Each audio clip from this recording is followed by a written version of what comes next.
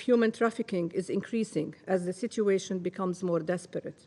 Young women and unaccompanied teenagers are at a particular risk. I call on all countries to increase their efforts in combating trafficking and commend all the host countries for their collaboration on that and on prevention. I equally call on all countries to support Moldova and others with increased resources for the police forces so that they can ensure support to victims of gender-based violence and trafficking. Gender-sensitive and survivor-centered response must be at the heart of all humanitarian action. Excellencies, through all these horrors, women continue to serve and lead their communities and support the internally displaced in Ukraine. Women make up 80% of all health and social care workers in Ukraine, and many of them chose not to evacuate. We have seen the women members of parliament continue to fulfill their duties in the Verkhovna Rada while bombs fell around Kiev. And we have also seen the Deputy Prime Minister engage in the humanitarian response. I have seen Ukrainian women, refugees in Moldova also working in the shelters and taking on roles to support each other. Women's organizations within Ukraine have not stopped working, adjusting their work to meet the immediate needs of the populations they serve. They do this at great risk to their own lives. They were there before the war, they remain there during, and they will be there to pick up the pieces after. I salute their courage and their steadfastness. They need our continued support. The Women's Peace and Humanitarian Fund is already supporting several women's organizations on the front line in Ukraine and in Moldova to aid displaced women and girls, including shelter, medication, food, psychosocial support, including to women and girls living with disabilities or HIV and AIDS. The fund is also providing institutional support to these organizations to sustain them. With your help, we can do much more. Excellencies, without fail, every Ukrainian man, woman, and child I met had one dream: to be able to return homes. However, I heard yesterday many do not have homes to go back to. I call on this Council to continue to use all avenues for peace. From UN Women's own rapid gender analysis, we know that women are asking to be part of the solution. I heard from women in the shelters that they too are taking on leadership roles and supporting the refugee responses in the host countries, and many of them are in touch with other women, their friends, their family, who are supporting the IDPs within Ukraine. We know from experience that women's participation makes response and recovery more effective and more sustainable. And women's organizations are uniquely qualified to help not just women, but other marginalized and vulnerable groups. It is vital that they are consulted and engaged in all decisions related to the crisis response and related to peace. They need not be seen as victims only, but as agents and leaders of change, which they are. This Security Council has adopted 10 resolutions calling for women to be meaningfully involved in any decision or negotiation about peace and security. And we know that women's involvement is both a right and an opportunity for better outcomes. This is especially important in a war that has so starkly illustrated gender-based differences. Let us not lose sight of this. I have seen firsthand the impact of women's leadership can have. Yet women are largely absent from any current negotiation efforts. We ask the Security Council, all member states, and our development and humanitarian partners to ensure the meaningful participation of women and girls, including from marginalized groups, in all decision-making processes, peace, diplomacy, and humanitarian. Without this, we will not have peace, development, nor human security. To conclude, we strongly echo the Secretary General's repeated calls for peace, an immediate cessation of hostilities, and the withdrawal of Russian troops from Ukrainian territories. Tatiana, the young girl from the shelter in Moldova, must be supported and enabled to pursue her medical degree and to be a part of the future of her country. The war must stop, and it must stop now. I thank you. Thank you, Ms. Behus, for the briefing, and good morning. From me, I now give the floor to Mr. Manuel Fontaine. Mr. President, Excellencies and colleagues, first I would like to express my appreciation to Ambassador Thomas Greenfield and to Ambassador Ferit Hoxha for convening today's meeting. I would also like to thank Ambassador Woodward and the United Kingdom for hosting this briefing during your Security Council presidency. I actually just returned from a mission to Ukraine, and I must say in my 31 years as a humanitarian, I've rarely seen so much damage caused in so little time. Friday's attack on Kramator's train station was particularly horrifying. The station has been a critical route for thousands of families fleeing Donetsk Oblast, an area that has seen some of the war's worst violence and destruction. When the station was attacked, it was filled with families desperate to escape the mounting violence. I note the tragic irony that our teams were actually offloading life-saving humanitarian supplies only a kilometer away when so many lives were taken away by this needless act of violence. The attack on Kramatorsk station is unconscionable, and yet it is just one of many instances in this war where we have seen a blatant disregard for civilian lives and international humanitarian law. Inside Ukraine, children and families and communities are under attack. Of the 3.2 million children estimated to have remained in their homes, nearly half may be at risk of not having enough food. Attacks on water system infrastructure and power outages have left an estimated 1.4 million people without access to water in Ukraine. Another 4.6 million people have only limited access. The situation is even worse in cities like Mariupol and Kherson, where children and their families have now gone weeks without running water and sanitation services, a regular supply of food and medical care. They are sheltering in their homes and underground, waiting for the bombs and violence to stop. As of yesterday, the High Commissioner for Human Rights Office has verified 142 children killed and 229 children injured. We know these numbers are likely much higher, and many of them were caused by crossfire or the use of explosive weapons in populated areas. I actually met one of those children in an intensive care unit in the hospital ward of Zaporizhia. Vlad, who is a 4-year-old, was shot twice in the stomach as he was escaping with his family from a contested area.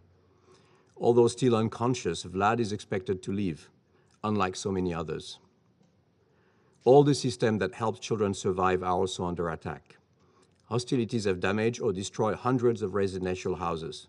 Attacks on hospital, healthcare facilities, and medical equipment, and the killing and injuring of healthcare professionals are making it even harder for people to access emergency care, basic healthcare, and medicine.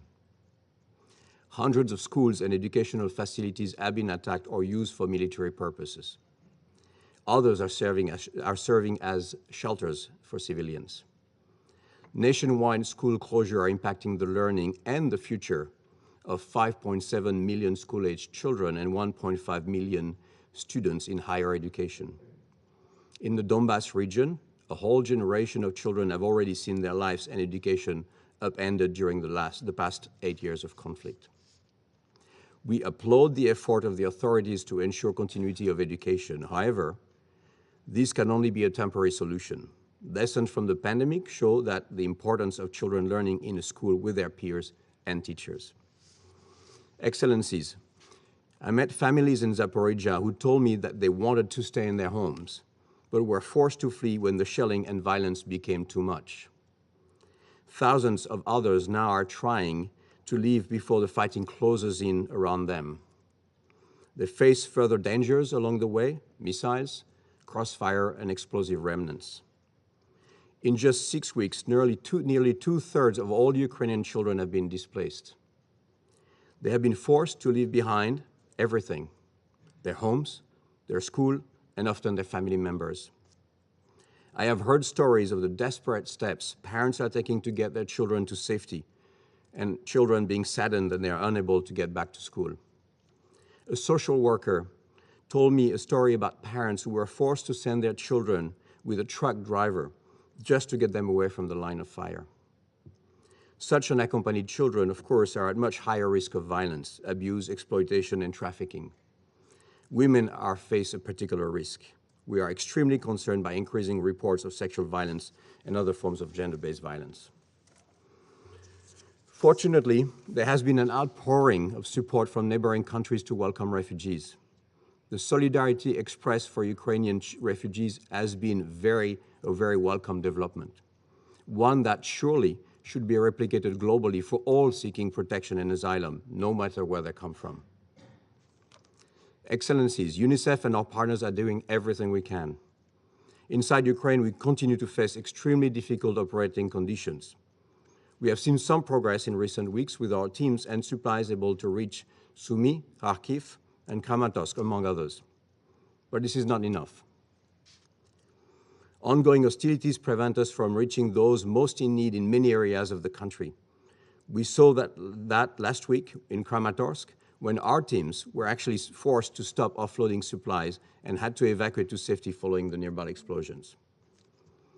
We are also helping local authorities to identify and register unaccompanied and separated children. We are providing families with much-needed humanitarian cash assistance and increasing awareness to minimize the risk of explosive ordnance. In Zaporizhia, I visited a reception center set up by local authorities, run mostly by women professionals, for displaced people to access health and psychosocial services, have a warm meal, and rest temporarily. These services are critical, but they are not the solution. Many of those who were able to flee early have been able to find sanctuary in other countries. It is not clear how those who are being displaced now will actually fare. They have been exposed to violence for longer and may have less resources at their disposal. Resources are already overstretched, and local residents live in a state of uncertainty as the sound of air raids and warnings from local officials ring regularly, reminding them that the front lines may soon reach them too. Excellencies, I'm particularly concerned about the widespread presence of explosive remnants of war, which expose children to the risk of death and horrendous injury. Eastern Ukraine was already one of the world's most mine-contaminated stretches of land, even prior to the recent escalation. This reality is rapidly extending to other parts of the country. We are also carefully monitoring the health, rights, and dignity of women and girls as the risk of exploitation and abuse grows. And we continue to reiterate the need to ensure that children who have become separated from their families and who live in institutional care are protected, and that every effort be made to obtain caregiver consent and authorities' approval before these children are evacuated or relocated. In closing, I want to express how proud I am of our UN teams both inside Ukraine and in neighboring countries. The work they are doing is indispensable. I want to also salute the remarkable resilience of Ukrainian doctors, nurses, teachers, and social workers, especially women who have been at the forefront of the response. I was personally deeply impressed by the care they are providing children and families. I visited an underground maternity ward in Lviv that is staffed 24/7 by a team of tireless women assisting birth amidst air raid alerts. Local women's organizations are mobilizing grassroots networks to care for the most vulnerable, even on the darkest of circumstances. Their courage and commitment are a light in the dark. But most of all, I want to entreat all those with the power to end this war to actually use that power. The lives and future of millions of children hang in the balance. Excellencies, the math is simple. Every day the war continues, children will continue to suffer. As humanitarians, you can count on us to continue doing our work, but there's only so much we can do. It is time to end this war. Ukraine's children cannot afford to wait. Thank you. Mr. Fontaine, thank you very much. I now give the floor to Ms. Kateryna Cherepakha, who joins us on the video link. The floor is yours. Thank you.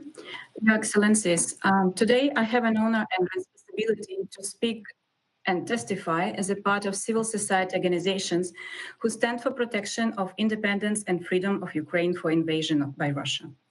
Organizations who consolidate their efforts at the national, regional, and community level with state and individuals, men and women, adults and children.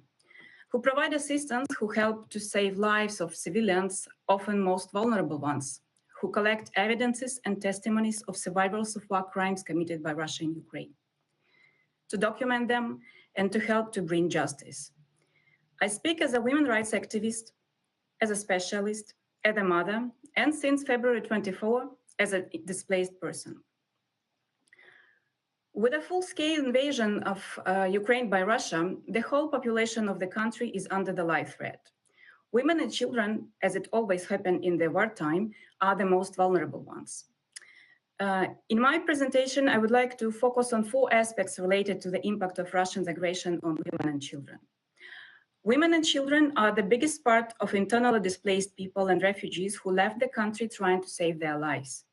Often, they become invulnerable to the risk of gender-based violence, exploitation, and trafficking. Very often, during evacuation, with clearly indicated signs of being civilian, unarmed, carrying children, they are brutally killed by Russian troops. Hitting railway station in Kramatorsk, where civilians, mostly women, children, and elderly, were waiting for evacuation train. The city where our colleagues, women's rights activists, put so many efforts to promote 1325 resolution and its spirit. Hitting maternity and child hospitals, kindergartens, bombing theater building in Mariupol, where women, children were sheltering, and with a clear signs, children that were visible from the sky. The city that always connected us with sisters and colleagues from Donetsk and Lugansk Oblast. We received calls from women in Mariupol informing about forced deportation of civilians, including unaccompanied children, by Russian troops to Donetsk and further to Russia. So-called evacuation. Women were deported under the threat of rape and killing. Women in local administration, self-government bodies, they are also exposed to threat of kidnapping, torture, and killing. The head of Matyzhin village, Kievska Oblast, Olga Sukhenka, was found dead together with her husband and son after being taken by Russian troops who occupied the village, severely tortured and killed, for staying with her community and performing her duty, organizing support, medicine, food to people. The deputy of Zaporozhye Oblast administration, Leila Ibragimova, was kidnapped from her home. Director of the kindergarten in Kievska Oblast, Larisa Osipenko, killed by occupants because of her profession. You should not rise Nazis, they said. This tragic list of crime committed by thousands of ordinary Russian soldiers claiming that they didn't know where they are can be continued. Women are the important actors of peace and security sector in Ukraine, and their contribution during the war is really incredible. Together with activists, volunteers, journalists, they also become the target of the occupants. Ukrainian volunteer Yulia Payevska, Tyra, many years for saving lives of people in the occupied by Russian territories on the east of Ukraine, captured by Russian troops while organizing assistance for civilians in Mariupol. A video with captured Tyra was shown where she was forced to call to find the solution of the situation. At this moment, there is no information about her condition and what the situation is now with her. Women prisoners of war, exposed to torture, including sexual violence, undressed in front of the male groups, harassed, shaved. Journalists, female journalists kidnapped in Zaporozhye Oblast, 2 journalists, and another one killed near the Kiev while performing their professional duties. Women and girls are particularly vulnerable to sexual violence and rape during the wartime. A number of facts and cases already revealed and reported, but unfortunately, this is just the tip of the iceberg that we'll see. Many survivors remain in the situation of life threat. They are staying on the occupied territory. They are cut off from help, connection, from everything. We receive such calls to the national hotlines operated by Strada-Ukraine. For today, we have 9 cases of rape by Russian soldiers in the temporary occupied towns and villages. About 12 women and girls, children. Reports from Kievska, Khersonska, and Chernigivska Oblast, reported by the survivors themselves and by the witnesses. Raped by a group of occupants multiple times, with life threat to survivors, their children, their family members, in front of the family members and other people. Real cases, real people, real facts. We see extreme traumatization, fear for life, not readiness to talk about what had happened. Those who manage to escape somehow to safer place are too traumatized to report. They need support, therapy, recovery first. We know that many of these cases will hardly or even never be disclosed, unfortunately, as many of those suffered are killed already by Russian invaders. We know and see, and we want you to hear our voices, that violence and rape is used now as a weapon of war by Russian invaders in Ukraine. At the same time, the war also shows the important role that women play in standing for Ukraine, in the processes of restoring the peace, strengthening and developing on the country and democracy process. We do not want you to look at us only as victims of Russian military aggression. Women in peace and security sector, volunteers, activists, journalists, human rights defenders are an integral part of the progress and development in Ukraine. We have knowledge, we have skills, we have expertise, we have strength, but we need to be saved and protected now. We call to all members of the Security Council, international institutions, the governments, to stop the war and demonstrate your solidarity in the concrete and practical actions, to find and to use the tools to stop Russian aggression and to ensure that your decisions are not blocked and not ignored. We call to ensure security of children, women, and men of Ukraine. Thank you. I thank Ms. Kateryna Cherepakha for her briefing and thank her for joining us today. I now give the floor to those council members who wish to make statements. And with that, I begin with Her Excellency, the Ambassador of the United States. Your Excellency, the floor is yours. Good morning. Good morning, and thank you, Mr. President. We're honored by your presence here with us today and thankful to the United Kingdom for leading this debate. Thank you to our briefers from UN Women and UNICEF for your remarks and for the work your teams are doing on the ground. I too visited Romania and Moldova and saw your teams on the ground working with vulnerable people. And I'd like to give an especially strong thank you to Ms. Cherepakha for being with us today and for sharing the voices of women and children in Ukraine. She's the first civil society briefer we've had brief us in an official council meeting. Thank you very much. When men like President Putin start wars, women and children get displaced. Women and children get hurt. Women and children get raped and abused, and women and children die. Since the start of Russia's unprovoked war against Ukraine, Russia has bombed orphanages and maternity hospitals. We've seen mass graves with dead children stacked on top of each other. On Friday, a train station being used for civilian evacuations, mostly women and children, was struck by a Russian missile. Washington Post reporters saw at least 20 dead, including children. Limbs and luggage were scattered everywhere. A maimed dog shivered next to one of the dead. According to the reporters, a large piece of missile on the scene had chilling words written on the side. In Russian, it said, "For the children." That is what Russia's war looks like. What is happening to women and children in Ukraine is horrific beyond comprehension. Mr. President, when I was in Moldova and Romania, I saw with my own eyes some of the human toll of Russia's brutal war. I met with a few of the 11.6 million people who are now displaced from their homes, representatives of the largest refugee crisis in Europe since World War II.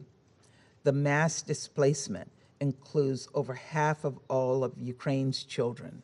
Half of Ukraine's children have left behind their homes, their schools, and often at least one of their parents. Meanwhile, 90% of refugees from Ukraine are women and children. And as our briefers make clear today, being a woman or a child adds an additional risk. Women in Ukraine are at increased risk for gender-based violence, including rape, sexual assault, and sexual exploitation. We know that anyone at risk before war is at a heightened risk of being targeted for physical and sexual violence during a war, and that includes women and children. religious and ethnic minorities, LGBTQI+ individuals, and people living with disabilities. The deputy mayor of Ivankiv told reporters that some girls are cutting their hair short in hopes of avoiding rape by Russian troops. Family separations leave girls in particular at increased risk for sexual exploitation and trafficking. And we've heard sobering reports of traffickers targeting women as they seek protection abroad. All of this is why the United States initiative, Safe from the Start, calls on all humanitarian actors to prioritize resources and programs to address gender-based violence from the onset. Given everything we know about gender-based violence in conflict and the accounts we're hearing, we cannot wait for a lengthy assessment. We should not hold up resources with the excuse of incomplete data.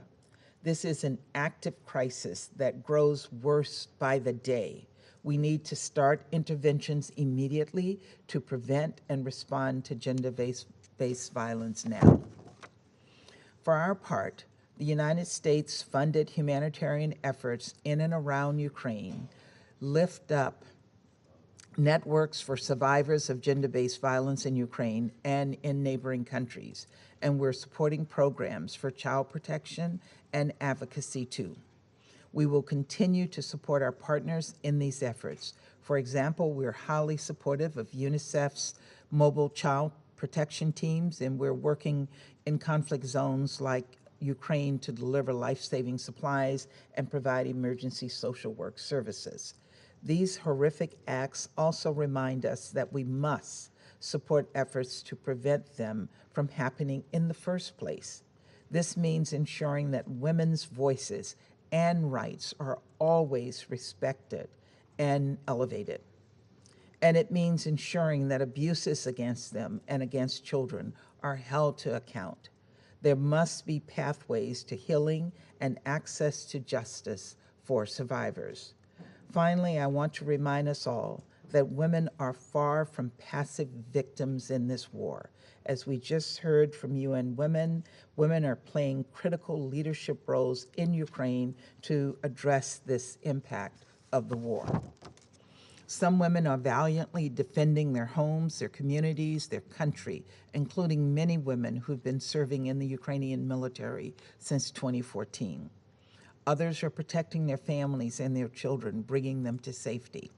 And still others are the ones supplying food and shelter, water, and medicine to those in need. Women are the ones who will get Ukraine through this humanitarian catastrophe, and women must be consistently and meaningfully involved as active participants and leaders in securing long-term sustainable peace. When I met with women in Moldova and Romania, they all had different stories, but they all had the same dream: to return to a peaceful Ukraine, to return to a Ukraine where they have a say in their own and their children's future. Let us ensure women are a robust part of that peace process, and let us hope that day they dreamed of comes soon. Thank you very much, Mr. President. Thank you, Ambassador, for your statement. I now give the floor to the representative of Albania, Your Excellency. Thank you, Mr. President, Lord Ahmad, for chairing this meeting, a testimony of its importance and timeliness. Dear colleagues, the Russian aggression has not stopped. It continues to cause undue pain and suffering to 44 million people who did not ask for it. The relentless brutality and the destructive force of actions of the Russian army against civilians and vital civilian infrastructure in Ukraine is catastrophic.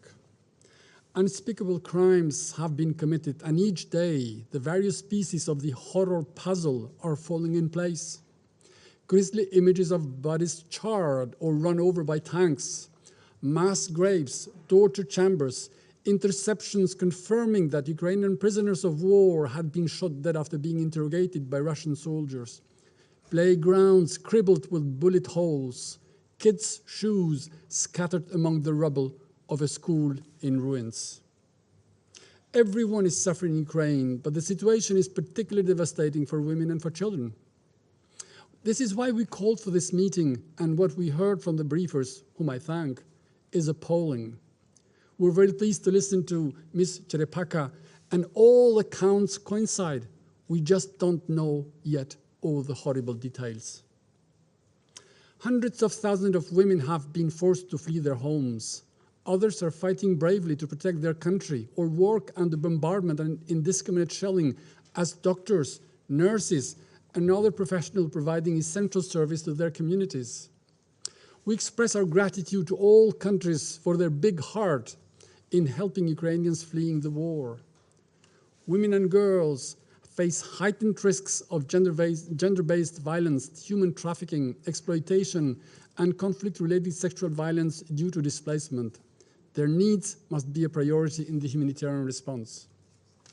But the situation of children is even worse. As we heard from Mr. Fontaine, since the start of the war, 2/3 of the total child population of Ukraine have been forced out of their homes. Those still inside the country remain trapped in what has become a national nightmare. And if all this were not enough, some 120,000 Ukrainian children have reportedly been forcibly deported to Russia. Save the Children reports that since the start of the war, an average of 22 schools have come under attack every single day in Ukraine. Last October, this Council adopted Resolution 2601, which urges all parties to cease attacks and threats of attacks against schools. It was us. Destroying on purpose the educational infrastructure and making it dysfunctional for the years to come is simply criminal. Schools should be safe places, free from any kind of violence. And learning during conflict and crisis must be maintained, as it helps maintain a sense of normalcy and foster resilience. We know that mass displacement and refugee flows always create conditions that could lead to human trafficking and an acute child protection crisis. We commend UNICEF for the good work in providing recreational activities and psychological support in Ukraine. Blue Dot centers are offering crucial services of counsel and protection. Mr. President, some 150 children will never see the end of war in Ukraine. They have been killed. Hundreds more, injured, will bear the marks of this war forever on their body. Children's lives are always shaped by the behavior of adults who themselves struggle in times of war. They have the duty to provide care and protection and ensure their upbringing.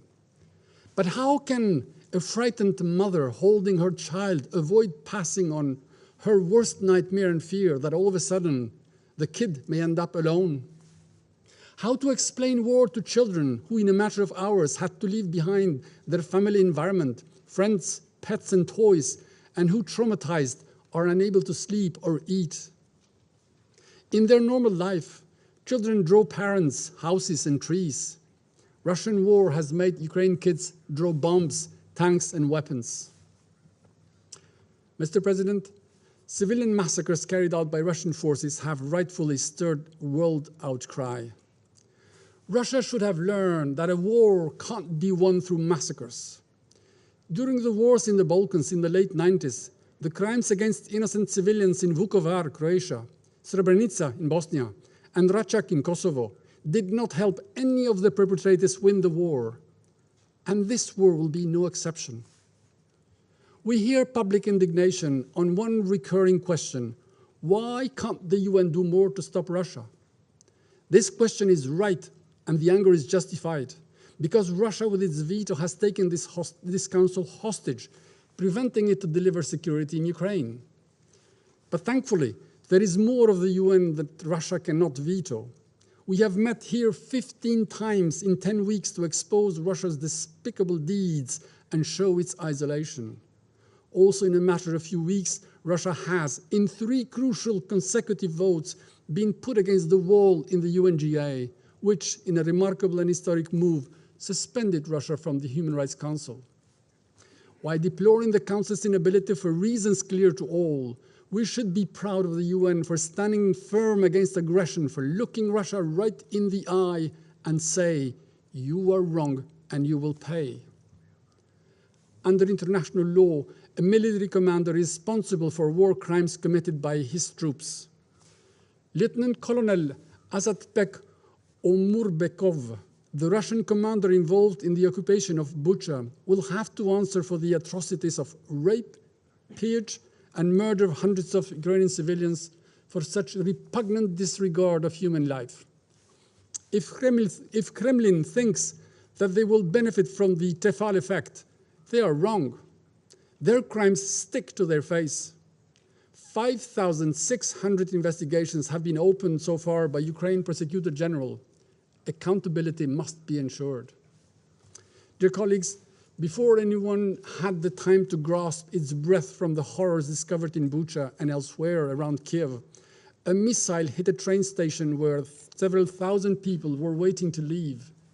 A missile with a vicious signature for all children was sent to kill indiscriminately, including 5 children. And again, we were told, it's not Russia. Haven't we enough of this ridiculous pattern when Russia commits a crime and attributes it to someone else? Who was behind an attempt to overthrow the legitimate government in Montenegro? Who was behind the MH17 plane tragedy hit by a missile? Who carried out indiscriminate bombardments in Aleppo? Who poisoned the Skripals? Who almost killed Navalny? Who is putting the world upside down by a war of choice? All these crimes lead to Russia. We know now that the Russian army doesn't attack civilians except for the residential areas, the schools, the hospitals, the theaters, the kindergartens, and train stations. And we know also that Ukrainian men, women, girls, and children do not qualify as civilians for Russia. They are just a bargaining tool to achieve one man's cynical goal in assimilation and isolation, to force the hand of Ukraine into unacceptable concessions. Life expectancy in Ukraine is now at Kremlin's will. It may decide whether you stay in one of those shattered cities and you starve. It may decide to kill you with its missiles that hit everything indiscriminately. He may also offer the forced hospitality of a Russian camp. Mr. President, as we speak of children, let me end with this note. Reportedly, President Putin is a father. This is one of those words that do not need a definition. And if I were in the unlikely situation to talk to President Putin, the only question I would ask him would be, would you have accepted that your daughters be in the same situation as the 11-year-old Yuri, Ukrainian, who forced to leave his home, terrified, tells reporters that, and I quote, every time there was a shelling, my heart stopped, end of quote. So stop making hearts stop. Stop shelling and bombardments. Order your soldiers still alive to go home, your home, Russia. As the Pink Floyd blasted last week, hey, hey, rise up. It is time for the Russians to come to their senses and stop and stand against this savagery. Thank you. I thank Albania for their statement. I now give the floor to the representative of France, Mr. Ambassador. Monsieur le Président, je tiens à remercier Madame Baos, Monsieur Fontaine et Madame Cherepakha pour leurs exposés. Ceux-ci confirment la profonde préoccupation que nous avons exprimée depuis le début de l'agression russe. Nous sommes encore sous le choc de l'attaque abominable contre la gare de Kramatorsk vendredi. Celle-ci pourrait constituer un crime contre l'humanité, comme l'a souligné le ministre Le Drian. Les attaques indiscriminées doivent cesser. La France est gravement préoccupée par la multiplication des allégations de violences sexuelles. Les résolutions de ce Conseil sur les violences sexuelles en temps de conflit s'imposent à tous. Nous soutenons ainsi l'action des Nations Unies sur place pour établir les faits et les responsabilités. Ces violences ne sauraient rester impunies. La France appelle par ailleurs au renforcement du soutien apporté aux survivantes de violences sexuelles. Nous condamnons à ce titre les destructions d'infrastructures de santé et leurs conséquences sur l'accès à la santé sexuelle et reproductive. Les attaques contre les hôpitaux peuvent également constituer des crimes de guerre. Nous l'avons entendu, la guerre bouleverse aussi la vie des enfants ukrainiens. Les meurtres et mutilations d'enfants resteront des taches indélébiles sur leurs auteurs, tout comme les attaques contre les écoles. Nous appelons le secrétaire général des Nations Unies à se saisir des outils mis en place par ce Conseil pour protéger les enfants contre les graves violations les visant. Par ailleurs, les populations civiles sont particulièrement exposées dans le cadre des déplacements contraints. Nous soutenons l'action des Nations Unies pour prévenir les risques de traite. Monsieur le Président, face à cette agression aux conséquences insupportables sur les femmes et enfants d'Ukraine, la France reste entièrement mobilisée. Nous appelons à une cessation immédiate des hostilités, à un retrait total des troupes russes de l'intégralité du territoire ukrainien, comme l'a exigé la Cour internationale de justice, et à un plein accès humanitaire. Près de 500 tonnes de matériel humanitaire ont été envoyées par la France. Elle a aussi annoncé une contribution exceptionnelle de 100 millions d'euros pour la réponse humanitaire. Nous avons également déployé en France un dispositif d'accueil et d'accompagnement pour les femmes et enfants ukrainiens. Près de 10 000 enfants ukrainiens arrivés en France ont déjà pu être scolarisés. La lutte contre l'impunité doit être menée avec vigueur. Nous avons déjà annoncé notre appui au travail d'enquête et de documentation mené par la Cour pénale internationale dans le respect de son indépendance. Une contribution exceptionnelle de 500 000 euros a également été accordée au fonds dédié. La France continuera à soutenir tout effort d'enquête indépendante sur les violations du droit international humanitaire et des droits de l'homme en Ukraine. Enfin, la France soutient la mise en œuvre de l'agenda Femmes, Paix et Sécurité dans toutes ses dimensions. Nous saluons le courage des femmes ukrainiennes en première ligne de la réponse humanitaire, politique et militaire en défense de leur pays.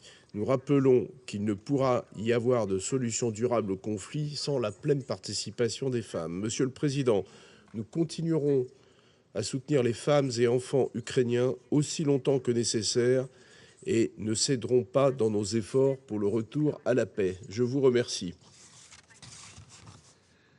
Thank you, Mr. Ambassador. I now invite the representative of Ghana, Your Excellency. I thank you, Mr. President, and welcome your leadership over this meeting of the Council on the important and timely discussion on the impact of the war on women and children in Ukraine. I would like to thank Ms. Sima Bahaus, Executive Director of UN Women, and Mr. Manuel Fontaine, the Emergency Operations Director of UNICEF, for their respective briefings on the situation. We are also grateful to Ms. Kateryna Cherepakha, President of the civil society group Strada-Ukraine, for the views shared with the Council. Mr. President, the continued situation of instability and insecurity in Ukraine continues to be a matter of deep concern for Ghana. My delegation is particularly alarmed by the situation of women and children, as well as of the aged, arising from the Russian Federation's invasion of Ukraine.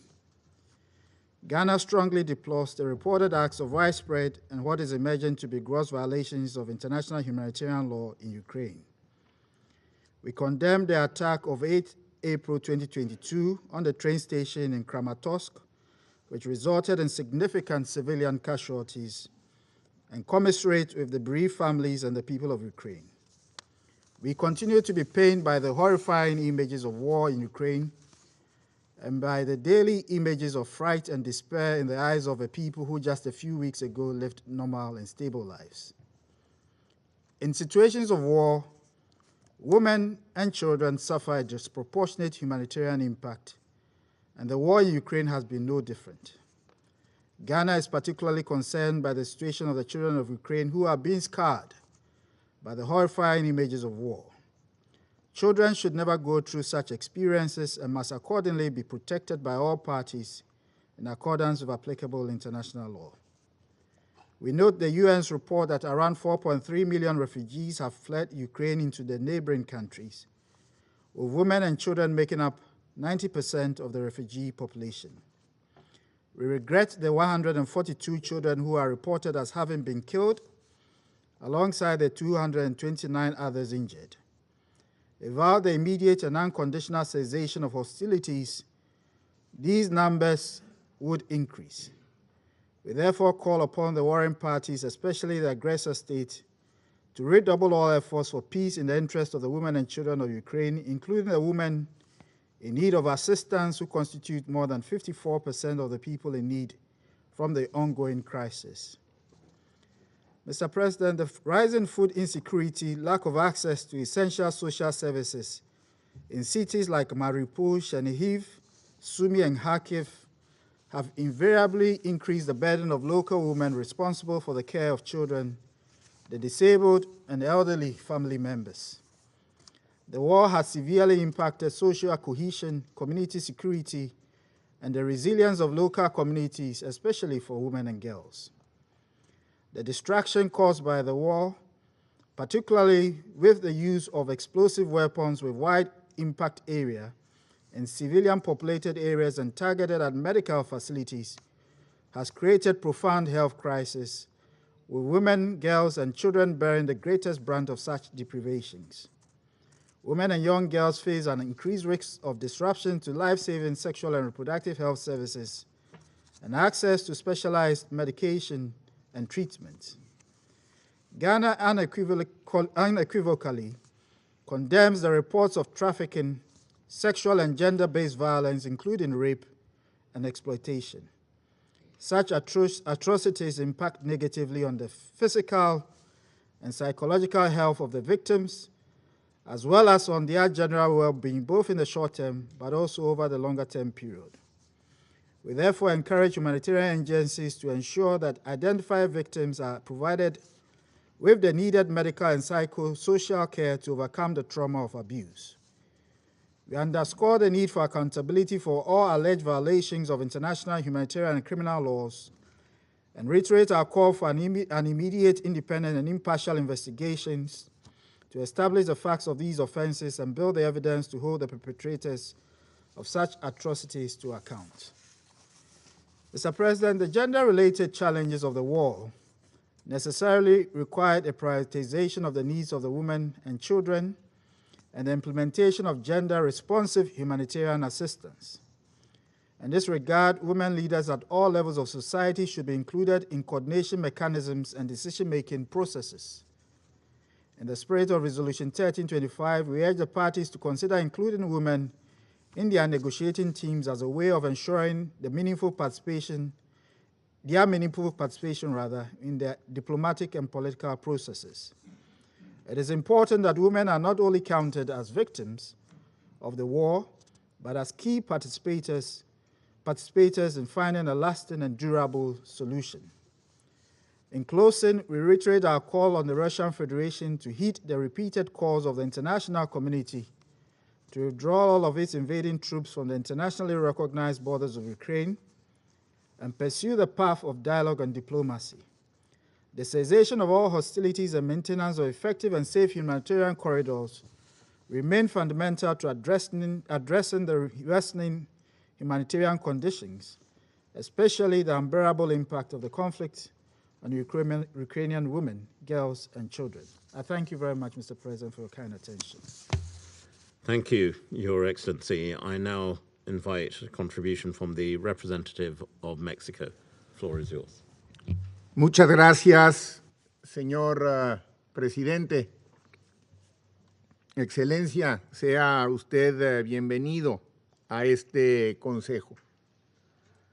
Agradecemos las presentaciones de la directora ejecutiva de ONU Mujeres, Sima Bajus, de Manuel Fontaine, director de emergencias de UNICEF, y de la señora Kateryna Cherepakha,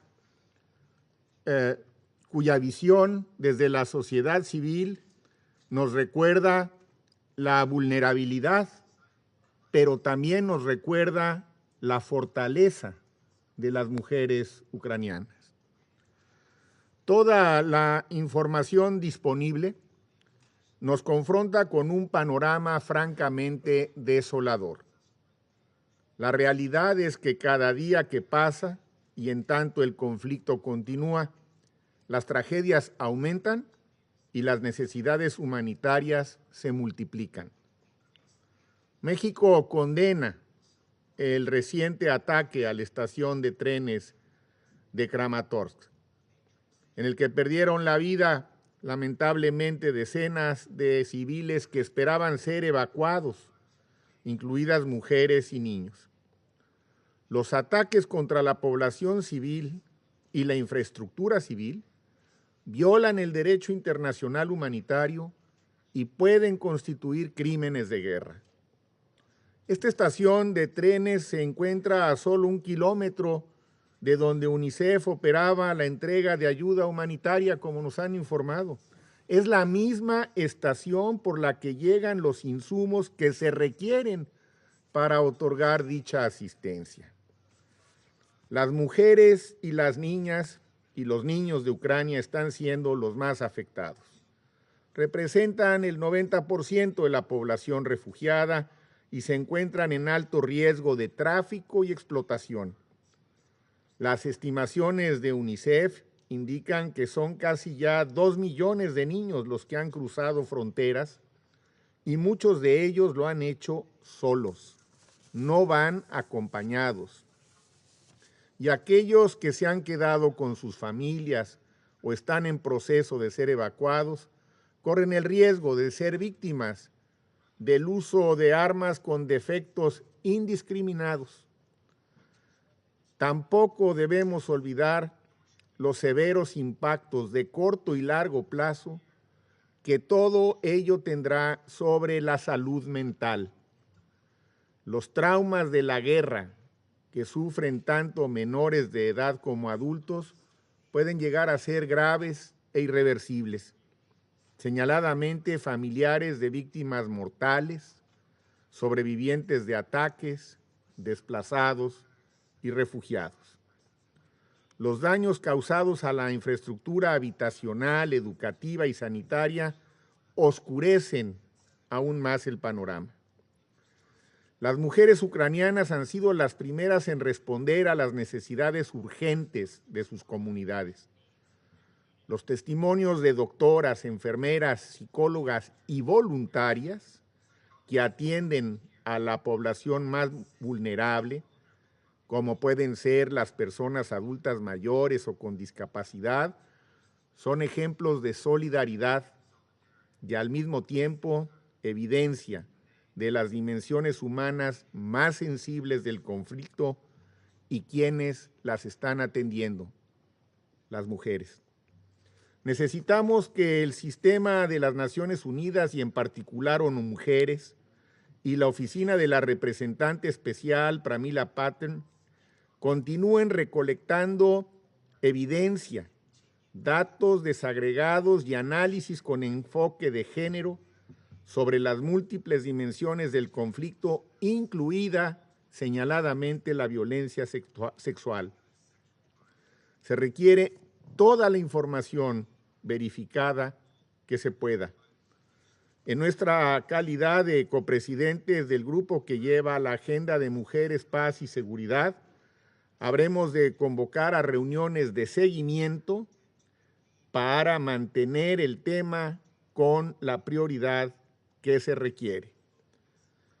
En adición al impacto diferenciado y al costo que han asumido millones de mujeres, es necesario aumentar su participación en el proceso político. Urge incluirlas en todos los posibles canales de diálogo y negociación. Ocurre que, al igual que en el resto del mundo, las mujeres ucranianas son agentes de cambio fundamentales y deben participar de manera plena, igualitaria y significativa en los procesos de toma de decisiones y en las negociaciones de paz. Señor presidente, finalizo reiterando nuestro llamado a un cese inmediato de las hostilidades, al acceso irrestricto y sin condiciones de la ayuda humanitaria y a la búsqueda de una solución diplomática del conflicto sin exclusiones. Muchas gracias. I thank Mexico for their statement. I now give the floor to the representative of India, Mr. Ambassador.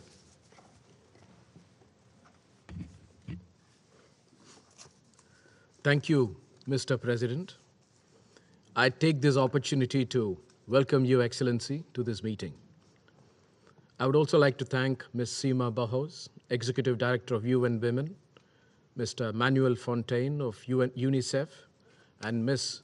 Kateryna Cherepakha of Strada-Ukraine for their briefings and insights into impact of the situation on women and children, particularly with respect to education.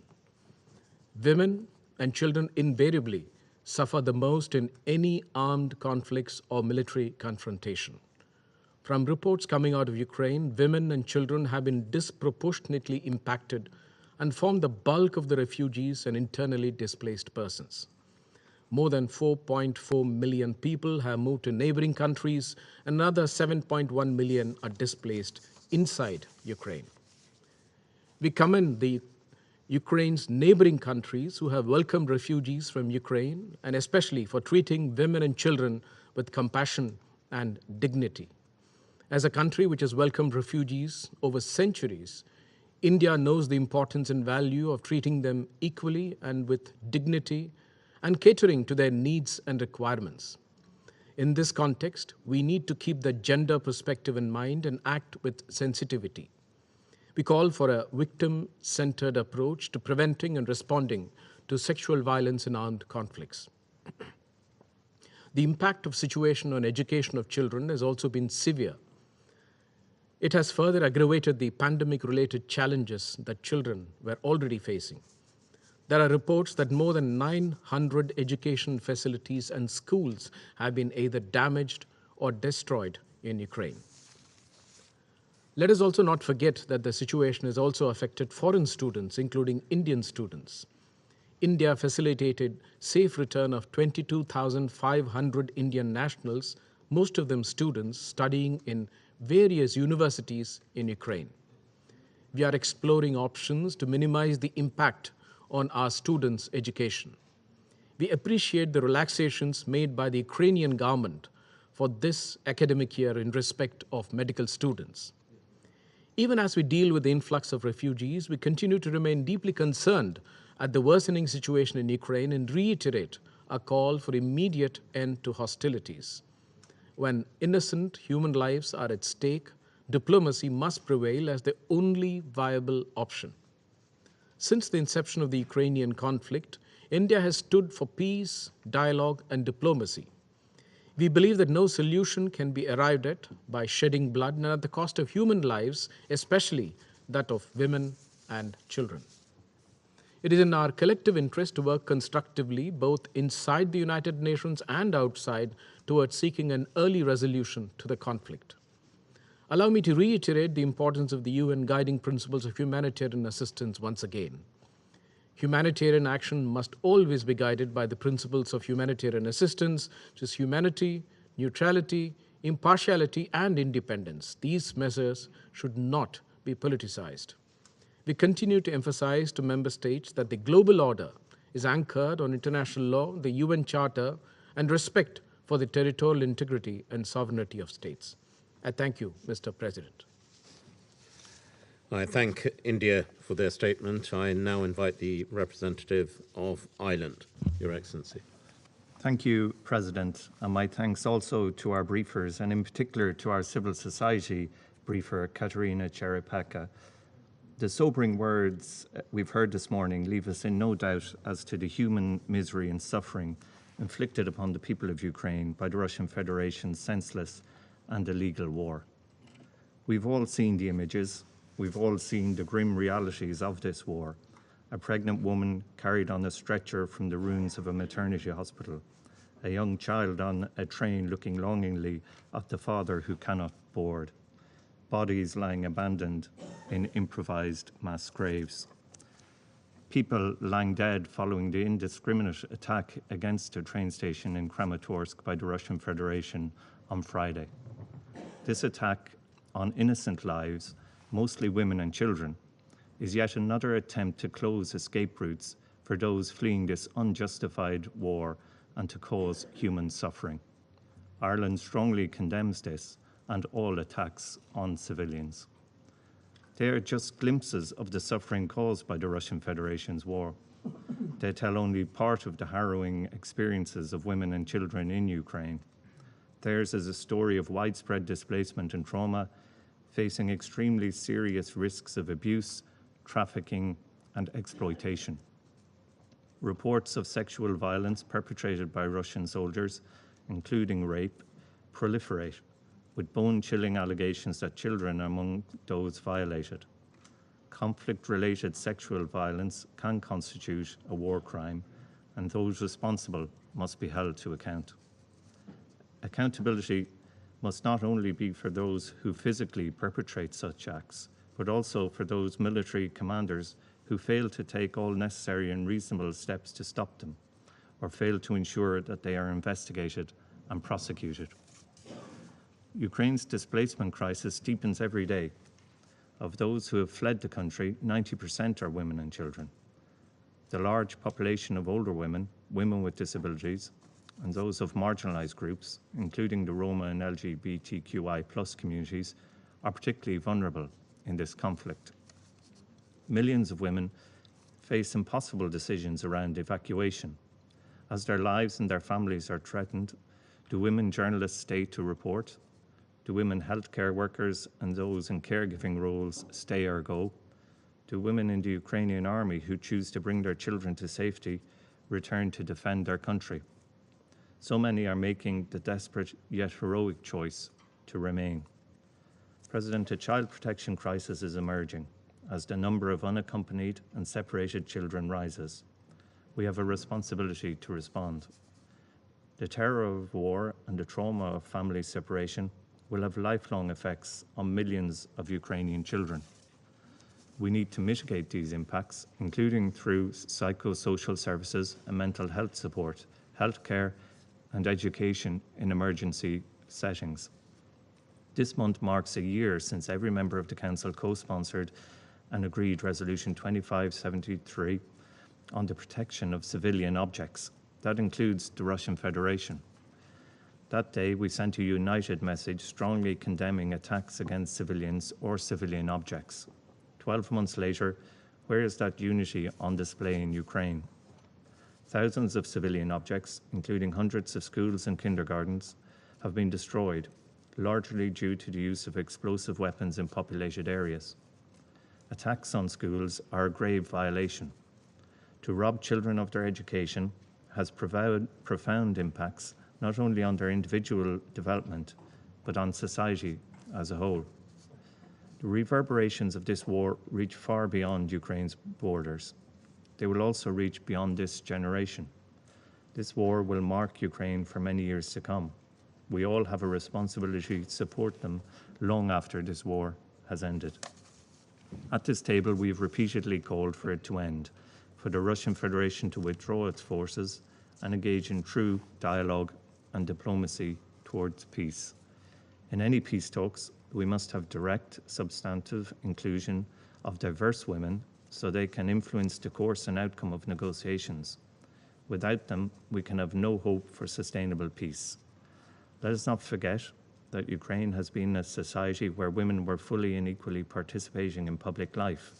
Targeting women through violence or forcing them to flee to save their children's lives is a double abomination in a society that was realizing the fruits of women's participation. This war will undo years of progress towards gender equality. And as my Mexican colleague referenced, we are focused on these issues also as co-chairs of the IAG on Women, Peace and Security. President, I conclude by stressing that gender equality is not an aspiration reserved for peaceful countries, somehow too difficult or inconvenient for countries in conflict. The evidence shows that women's participation in peace processes leads to better and longer-lasting agreements. The guns are still firing, with a dire impact on women. The urgency to ensure their active participation in ending this conflict has never been greater. Yet it is because of their deep-rooted participation that we are hopeful for the future that women of Ukraine can help to shape. Thank you. I thank Ireland for their statement. I now invite the representative of Norway, Madam Ambassador. Thank you, President. And thank you to UN Women, UNICEF, and Kateryna Cherepakha, from whom, again, this Council has heard alarming assessments of the consequences of Russia's war. We are deeply shocked by the atrocities committed against civilians in places that have been held by Russian forces, including credible reports of extrajudicial killings of civilians. We condemn the missile attack on the railway station in Kramator. These atrocities shock the conscience of humanity. The protection of civilians and the respect of human rights are not a matter of choice. These are legal obligations under international humanitarian law and international human rights law. Yet, the reality is that women and girls of Ukraine now face a drastically heightened risk of gender-based violence, sexual exploitation, abuse, and trafficking. Just last week, USGD Carlo briefed the Council on disturbing reports of conflict-related sexual violence perpetrated by Russian forces, including brutal acts committed in front of children. The sexual and reproductive health and rights of women and girls have also been severely diminished due to displacement and the targeting destruction of health facilities. For many, including refugees, it means the near total loss of access to essential, sometimes life-saving assistance. Our humanitarian response, therefore, must also be gender and age sensitive to avoid and address protection gaps. President, in the midst of intense warfare and the calls for Russia to end the violence and negotiate in good faith, there is a tendency to forget that women are also at the front line in every way. Ukrainian women are among the combatants fighting to defend their country.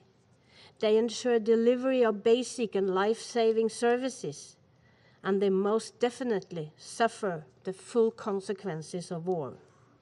It is therefore imperative that their rights are respected and that their full, equal, and meaningful participation is ensured in any political processes, talks, and negotiation regarding the future of Ukraine and its people. Children's lives and well-being are constantly threatened by the ravages of war.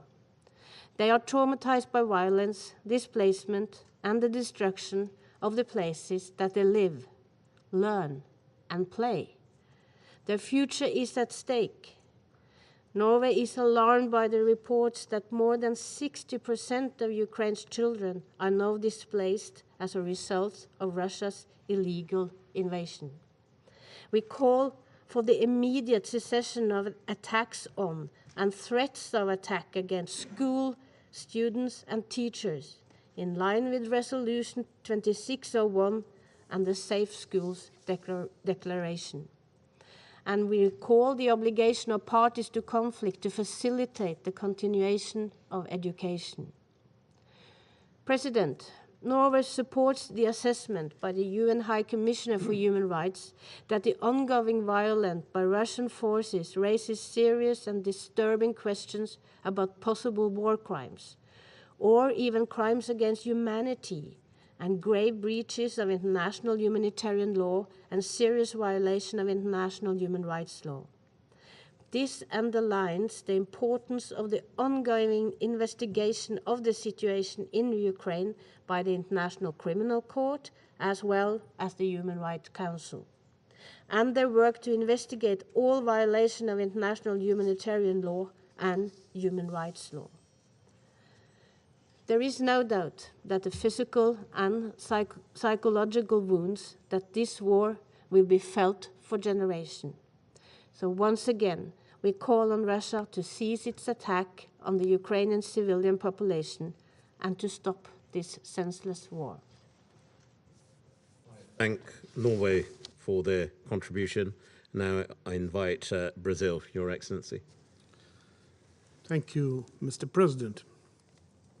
I would like to commend the work of Ms. Bauhaus and Mr. Fontaine in Ukraine and thank them for the briefings. I also thank Ms. Cherepakha for her statement. As the conflict in Ukraine persists and we enter into the 7th week of hostilities, Brazil remains deeply concerned about the daily reports of gross violations of international human rights law and international humanitarian law. The images of violence against civilians and destruction of civilian infrastructure are deeply disturbing. The politics behind this or any other conflict should not affect the obligations of all parties to fully respect international humanitarian law. I believe there are no divergences between member states that the protection of children in armed conflicts should be a priority at all times, even when parties cannot find common ground for the peaceful settlement of their disputes. We continue to call on all parties and relevant actors to work towards well-planned and agreed-upon arrangements on the ground that provide respite for the civilian population, allow for civilians to leave conflict zones in safety, and for humanitarian assistance to reach those in need, including and very especially children. Children should never be uprooted. Their physical integrity and well-being should be a fundamental priority to all member states, especially in times of armed conflict. Schools and medical facilities should never be used for military purposes, nor should they become targets of direct attacks or indiscriminate or disproportionate attacks. It is of the utmost importance to implement Resolution 2601 on the protection of education, co-sponsored by 98 member states, including Brazil. The Safe Schools Declaration also provides important guidelines on this matter. Moreover, it is key that women and children be placed at the heart of peace negotiations to ensure their protection from hostilities, as well as the cessation of attacks against civilian infrastructure. In particular, Resolution 2573 provides fundamental guidance for the protection of objects indispensable to the survival of the civilian population and should be duly observed. Mr. President, reports of sexual violence are appalling and must be independently investigated and perpetrators brought to justice. Available evidence on the psychological impact of sexual violence in conflict, a crime that affects women and girls, but also men and boys, suggests that it is often lifelong and even intergenerational. Brazil reiterates its calls on all parties to cooperate with the Commission of Inquiry of the Human Rights Council so that it can fulfill its mandate and provide us with the necessary clarifications, including by identifying, where possible, those responsible for violations of international human rights and humanitarian law. In this regard, we welcome the participation of UN Women in the Commission of Inquiry, with experts skilled and experienced to investigate sexual violence, abuse, and exploitation in the context of war. We also thank UN Women for its efforts to obtain gender-sensitive data, which is essential to adequately address the situation of women and girls in Ukraine. UNICEF findings show that the ongoing conflict has caused one of the fastest large-scale displacements of children since World War II, a tragedy that could have long-lasting consequences for generations to come. We worry that as more women and children are forced into the condition of refugees or internally displaced persons, they become more vulnerable to crimes, including sexual violence and exploitation. All efforts should be made to provide refugee children and adolescents with essential services, including education and mental health services. In conclusion, Brazil draws attention to the importance of the work that has been carried out on the ground to reach those most affected by the conflict in need of urgent humanitarian assistance, especially women and children. We reiterate our call on all parties to comply with their obligation to ensure free and unimpeded humanitarian access that must comply with the principles of humanity, neutrality, impartiality, and independence. I thank you, Mr. President. I thank Brazil for their statement. I now invite the representative of China. 主席先生，我认真听取了各位通报人的通报。妇女儿童最易遭受暴力活动的冲击和伤害，在武装冲突中应当受到优先保护。我们呼吁乌克兰局势的当事方严格遵守国际人道法，切实保护妇女儿童人身安全，尊重并保障学校、医院等设施的民用属性和安全，在疏散、救援、医疗救助等方面对妇女儿童给予特殊照顾。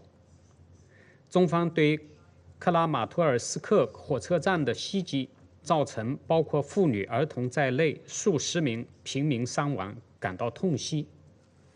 事件的相关情况和具体原因必须查清，任何指控都应以事实为依据。冲突发生以来，有大量妇女、儿童从乌克兰进入周边国家避难。中方赞赏有关邻国和其他国家向他们打开边境，并为其提供安全庇护和人道救援。所有难民无论肤色、种族、宗教信仰，根据国际法都应获得必要和平等的保护。乌克兰和周边国家人道需求依然巨大，联合国人道协调办公室、妇女署、儿基会等国际机构应继续动员协调国际支持，向所有有需要的人提供人道救助，特别要考虑妇女、儿童的特殊需求，提供有针对性的医疗救治、心理疏导和社会服务，保障儿童受教育的权利。我们对有关寻求避难的妇女、儿童被拐卖和受侵害的报道深表关切，呼吁妇女署、儿基会、难民署、人权高专办等国际机构加强监测，支持有关国家采取措施，坚决防止他们遭受二次伤害。主席先生，尽快让战火平息，才能从根本上解决乌克兰人道危机，使妇女儿童远离暴力伤害。对话谈判是通向和平大门的唯一出路。我们支持当事方继续开展谈判，努力克服困难和分歧，为达成停火积累条件，为妇女儿童能够早日看到和平曙光做出积极努力。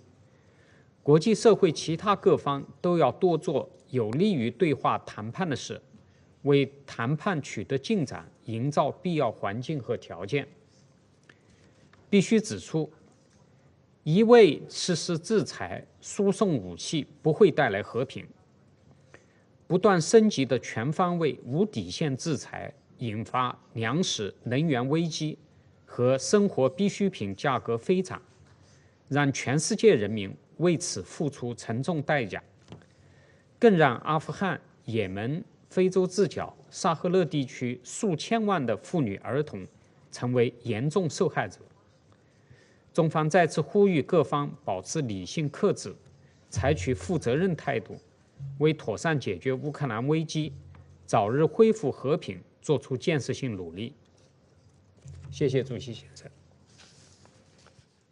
I thank China for their statement, and I now invite the representative of the United Arab Emirates, Your Excellency. Mr. President, Lord Ahmed, I'd like to begin by thanking you and welcoming you for chairing this meeting. I'd also like to thank Ms. Bahous, Mr. Fontaine, and Ms. Cherepakha for their briefings and insights shared. Mr. President, when this Council adopted the Women, Peace and Security Agenda more than 21 years ago, it recognized the disproportionate impact of conflict on women and girls. Women are not only exposed to grave violations of international humanitarian law, but are particularly vulnerable to gender-specific risks as well. However, the WPS agenda also recognized that women and girls are active agents of peace who can drive efforts and provide solutions.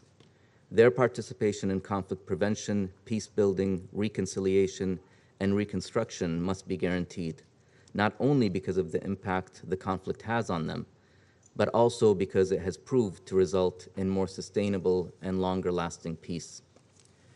Since the beginning of the conflict in Ukraine, the overwhelming majority of the 4.3 million people who have fled to neighboring countries are women and children. There have been deeply disturbing reports of conflict-related sexual violence and those who have fallen prey to criminal organized gangs running human and sex trafficking rings. According to the WHO, there have been 89 healthcare facilities across the country impacted by attacks, undermining the right of women and girls to access healthcare.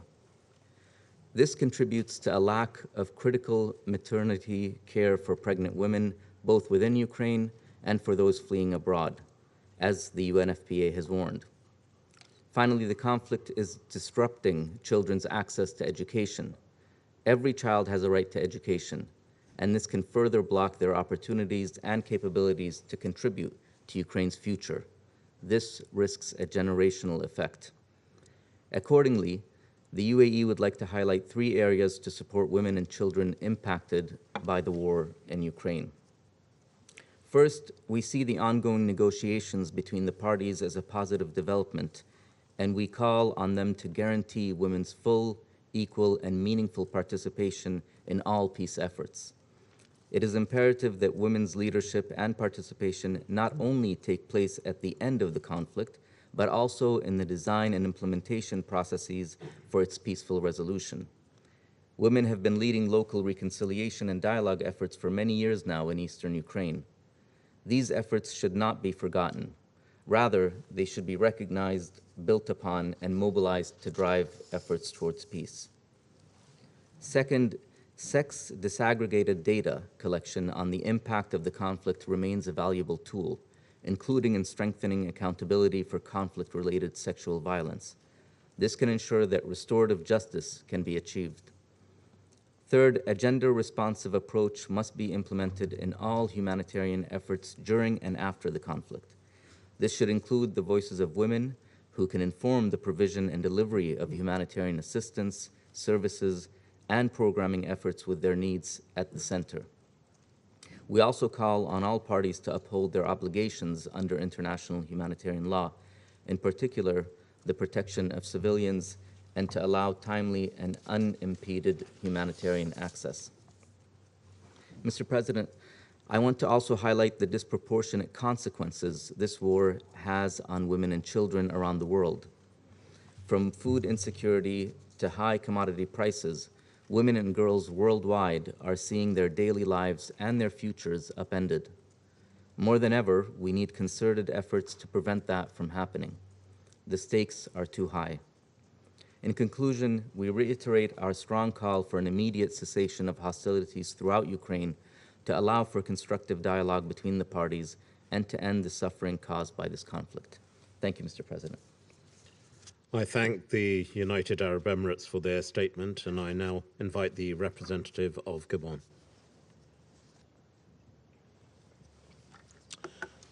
Merci, Monsieur le Président, pour votre leadership dans la conduite de nos travaux. Je remercie Madame Sima Baous et Monsieur Manuel Fontaine pour leurs exposés. Je remercie également Madame Kateryna Cherepakha. Monsieur le Président, l'escalade dévastatrice de la violence en Ukraine porte atteinte à la sécurité des femmes et des enfants, qui représentent aujourd'hui la plus grande proportion des populations civiles qui fuient en masse les zones de combat ou se terrent dans des abris de fortune, souvent dans des conditions inhumaines. Le nombre de personnes déplacées augmente au rythme de l'intensification des combats. Il atteint à présent la dizaine de millions, parmi lesquels d'innombrables enfants qui ont traversé les frontières de l'Ukraine sans être accompagnés. Des témoignages persistants font état de violence et de viol à l'égard des femmes et des filles. Le témoignage de M. Fontaine de l'UNICEF sur des réseaux de traite des personnes humaines est alarmant. Les violences sexuelles contre les femmes et la traite des êtres humains sont inacceptables.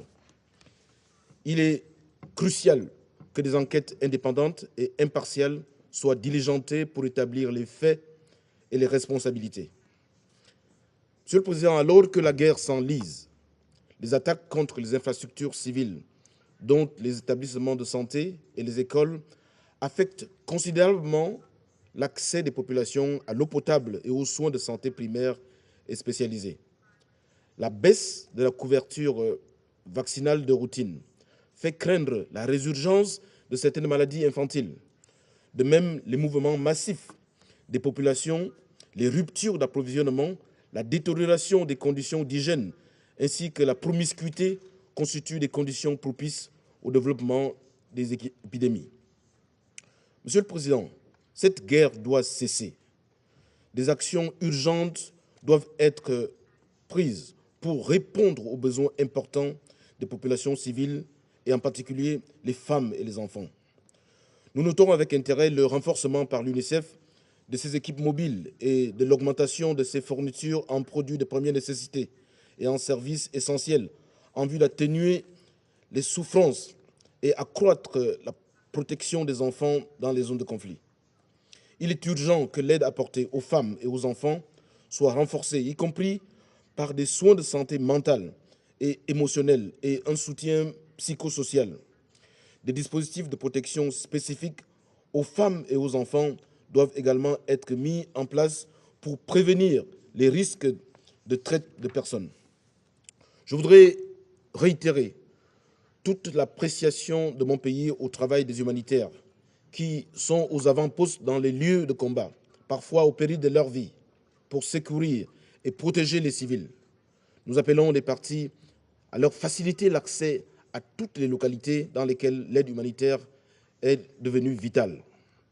Mon pays appelle à un cessez-le-feu et à l'ouverture de couloirs humanitaires dans l'ensemble des localités en vue de la fourniture de l'aide humanitaire dans des conditions optimales de sécurité.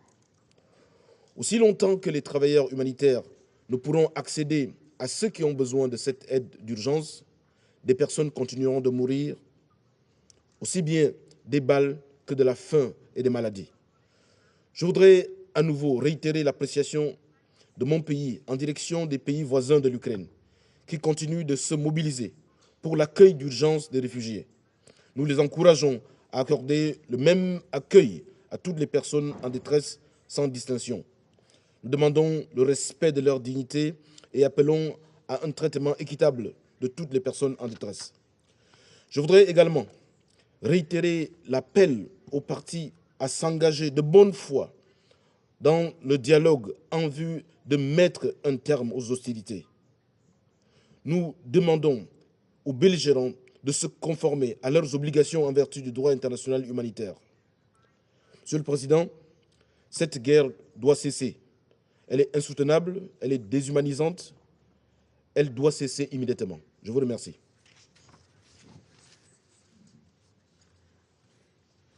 Thank you, Your Excellency. I thank Gabon for their statement. I now give the floor to the representative of the Russian Federation. Your Excellency. Спасибо, господин председатель. Благодарим сегодняшних докладчиков за предоставленную информацию. Коллеги, мы не сомневались, что сегодня со стороны наших западных коллег вновь прозвучит множество измышлений в отношении того, что сейчас происходит на Украине в свете проводимой нами специальной военной операции. Алгоритм ваших действий нам давно понятен. Извратить и очернить цели СВО, замолчать неудобные для вас факты и продвинуть фейки и пропагандистские наработки Украины и работающие на киевских режим профессиональных западных пиарщиков.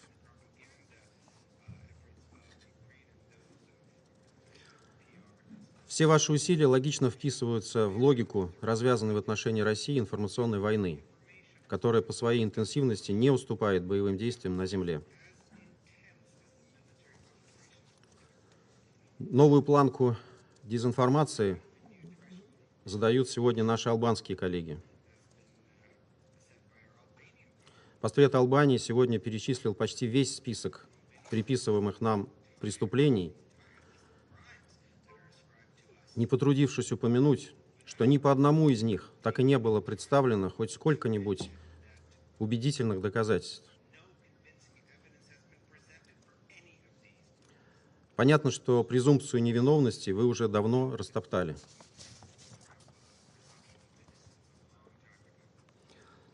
За последнее время совместная западная и украинская фабрика по производству фейков вышла на новый уровень и приступила к фабрикации и постановкам в лучших традициях печально известных британско-сирийских белых касок. У всех до сих пор на слуху беспрецедентная, как по своей жестокости, так и по топорности исполнения, провокация в городе Буча Киевской области. Ее пока еще продвигают в качестве якобы совершенного российской армией преступления. Несмотря на неопровержимые свидетельства о постановочном характере произошедшего, которые только множатся. Не буду останавливаться на деталях. Об основных из них мы подробно информировали Совет Безопасности в прошлый вторник. После того, как британское председательство в нарушении базовых правил процедуры Совета сделало все, чтобы не допустить проведения отдельного заседания по этой провокации.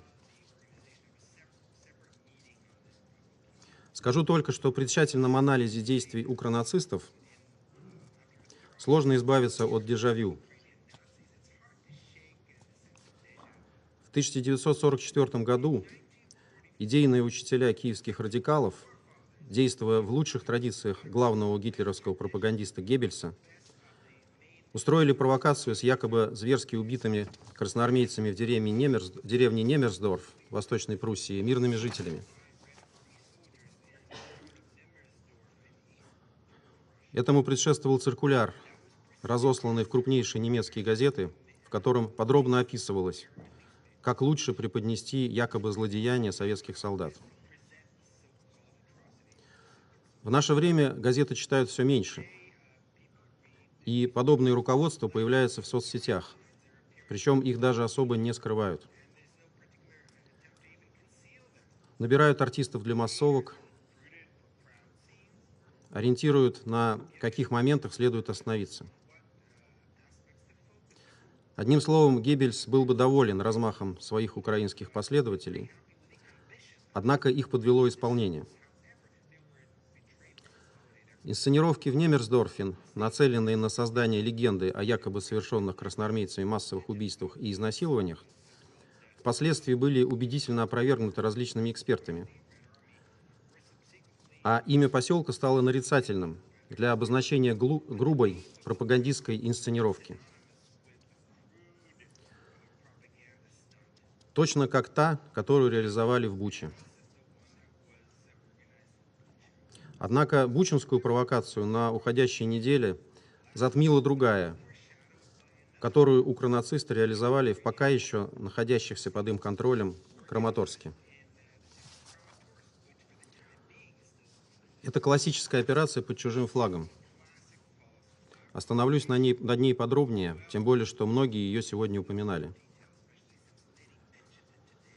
8 апреля из окрестностей населенного пункта Доброполье, в 45 километрах к юго-западу от Краматорска, украинские вооруженные силы нанесли удар тактической ракетой «У» по железнодорожному вокзалу города Краматорска.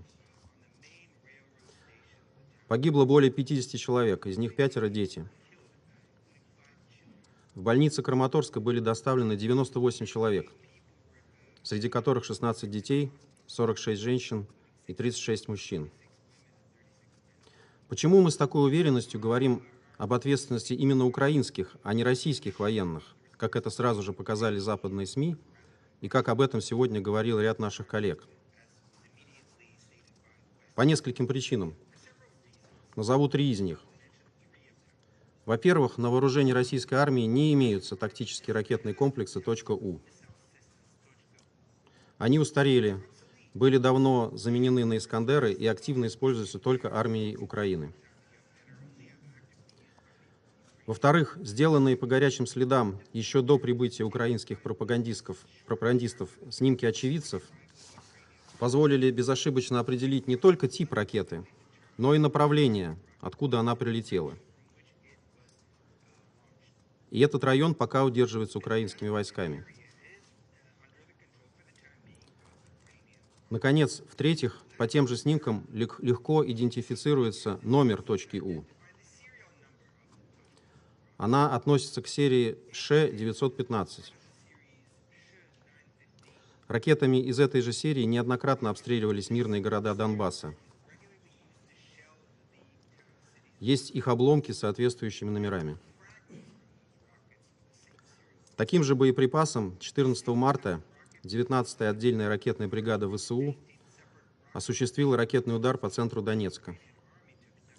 На месте погиб 21 житель Донецка, 36 ранены. Ужасные кадры этого обстрела западные СМИ до сих пор выдают за обстрел Киева.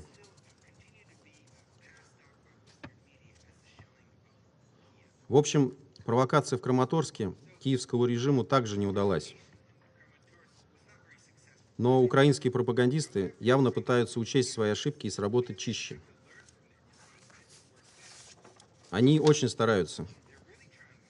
Только за последние дни мы передали в ООН информацию о следующих готовящихся провокациях. Постановочное обнаружение массовых захоронений в селе Раковка под Киевом. В город Кременная заблаговременно прибыли репортеры зарубежных СМИ. Их цель – зафиксировать подготовленную ВСУ провокацию с обстрелом якобы российской армией автомобилей скорой помощи, которые переводят пациентов. В селе Белогоровка заминированы резервуары с хлором на территории водоканала, который планируется взорвать при подходе к городу формирования народной милиции ЛНР.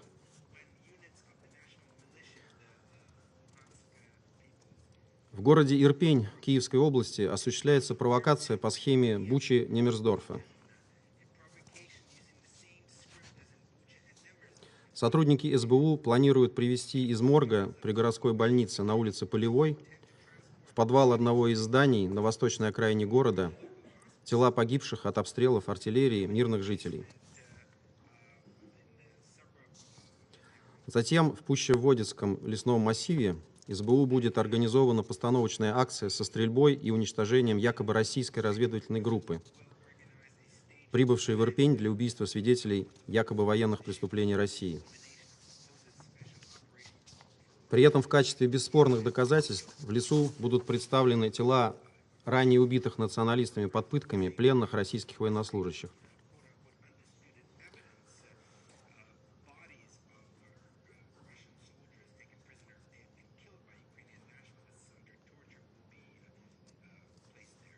Ждем распространения видеоматериалов от этой постановочной акции западными СМИ.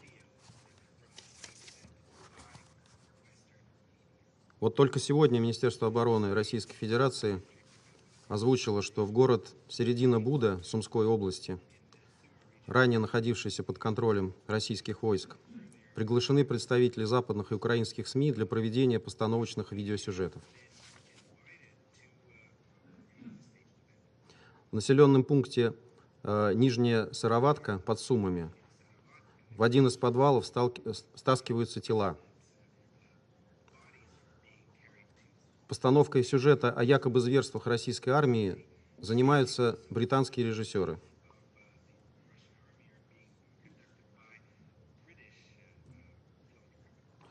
Российские войска, напоминаю, покинули этот город 3 недели назад. Все эти сообщения поступают нам от жителей, которые находятся в этих местах и которые неравнодушны к целям нашей военной операции.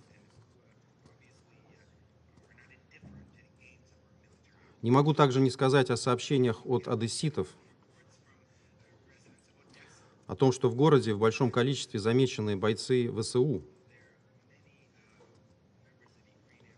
переодетые в российскую военную форму. Похоже, что в этом городе также готовится масштабная и кровавая провокация, точнее операция под чужим флагом. Коллеги, не говорите потом, что мы вас об этом не предупреждали. Уже осуществленные и планирующиеся провокации в сочетании с ставшей уже нарицательной практикой использования националистами мирного населения в качестве живого щита поражают бесчеловечным отношением к судьбам народа Украины и свидетельствуют о полном пренебрежении укронацистами нормами морали и международного гуманитарного права. Россия, как мы неоднократно говорили, с мирным украинским населением не воюет. Господин председатель, поскольку наше сегодняшнее заседание проходит в том числе по теме «Женщины, мир и безопасность», не могу обойти и этот сюжет. Применительно к Украине он, конечно же, также крайне идеологизирован и пронизан провокациями. Видим четкое стремление представить российских солдат садистами и насильниками. Как и в свое время садистами и насильниками стали пытаться представить советских солдат-победителей во Второй мировой войне. Видим, что не меняются ни цели, ни русофобский заряд, доставшихся Украине по наследству пропагандистских методичек. Действительность, однако, свидетельствует совсем о другом. Несмотря на все исхищрения, даже до западного читателя временами доходит информация о зверских пытках мирного населения садистами из украинских националистических батальонов, жертвами которых становятся в том числе и женщины. Так, увиденное в здании начальной школы номер 18 города Мариуполя, которая долгое время удерживалась нацистским батальоном Азов, шокировало даже видавших виды военных. На полу в углу подвала тело женщины.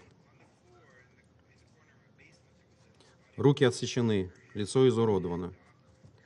На животе выжжена свастика. Примечательно, что эти ужасающие и уже публиковавшиеся фотосвидетельства на Украине и на Западе некоторые и сейчас пытаются выдать за преступления российских военных.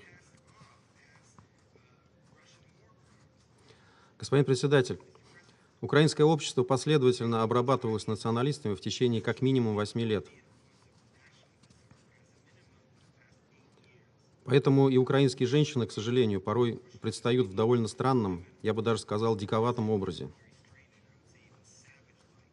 Лучше всего это иллюстрирует патриотический видеоролик, активно распространяемый по соцсетям в последние дни. На нем одна из западноукраинских актрис под патриотические речевки и проклятия в адрес России серпом перерезает горло замученному российскому солдату. Единственное, с чем этот ролик вызывает ассоциации, так это с террористами из ИГИЛ, которые также распространяли видео, на которых они перерезают горло своим жертвам. Печально, что Украина докатилась до подобной безудержной жестокости, до слепого, не отстающего от игиловского радикализма и экстремизма. Видя это, лишь убеждаешься в необходимости и безальтернативности осуществляемой Россией специальной военной операции.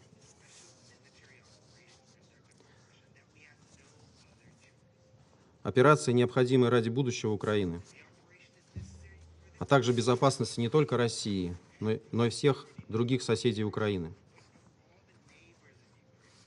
Вряд ли, например, мирные поляки могут чувствовать себя спокойно в условиях, когда устроители Волынской резни, унесшие жизни десятков тысяч их соотечественников в 1943 году, сегодня почитаются на Украине в качестве национальных героев. Я говорю именно о мирных поляках, а не об ослепленных русофобией и польских властях, политика которых давно уже потеряла здравый смысл.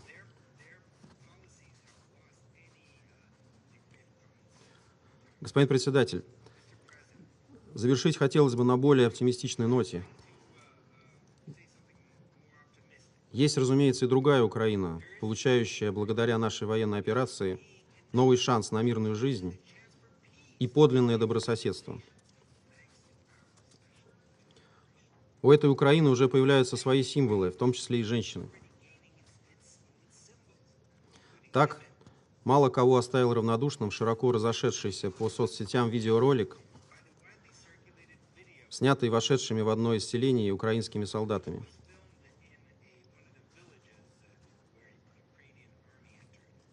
Вышедшая им навстречу старенькая бабушка ошибочно принимает их за россиян и берет с собой красное советское знамя Победы. Говорит им добрые слова о том, как долго она ждала освобождения.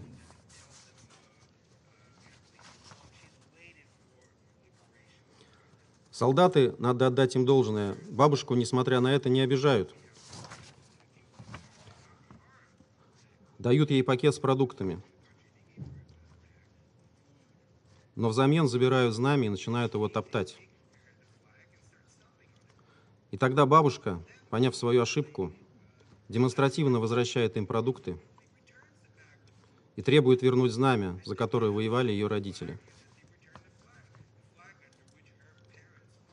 Дальше ролик обрывается. Очень хочется верить, что с бабушкой ничего не случилось. Ведь ее подвиг и смелость уже вдохновили многих.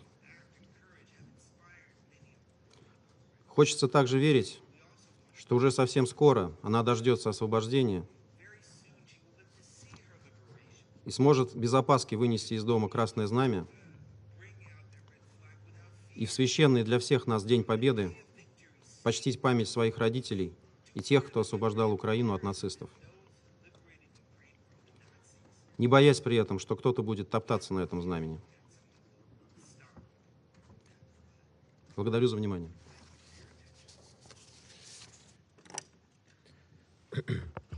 I note the contribution from the Russian representative. I now invite the representative of Kenya. Mr. Ambassador, the floor is yours. Thank you, Mr. President, and welcome back to New York. I thank USG and UN Women Executive Director Sima Bahous, UNICEF's Director of Emergencies Manuel Fontaine, and Ms. Kateryna Cherepakha for their briefings. I also welcome the participation of the permanent representative of Ukraine and the permanent representatives of the affected countries in the region. Mr. President, we would not be here having this discussion but for the armed breach of the territorial integrity and sovereignty of Ukraine by the Russian Federation. We must again observe and condemn the continuing disregard for international law and the United Nations Charter and the anarchic, dangerous world that has resulted. Kenya further condemns the recent bombing of the train station in Kramator, where more than 50 people were killed as they attempted to flee the war. This war is causing massive civilian suffering.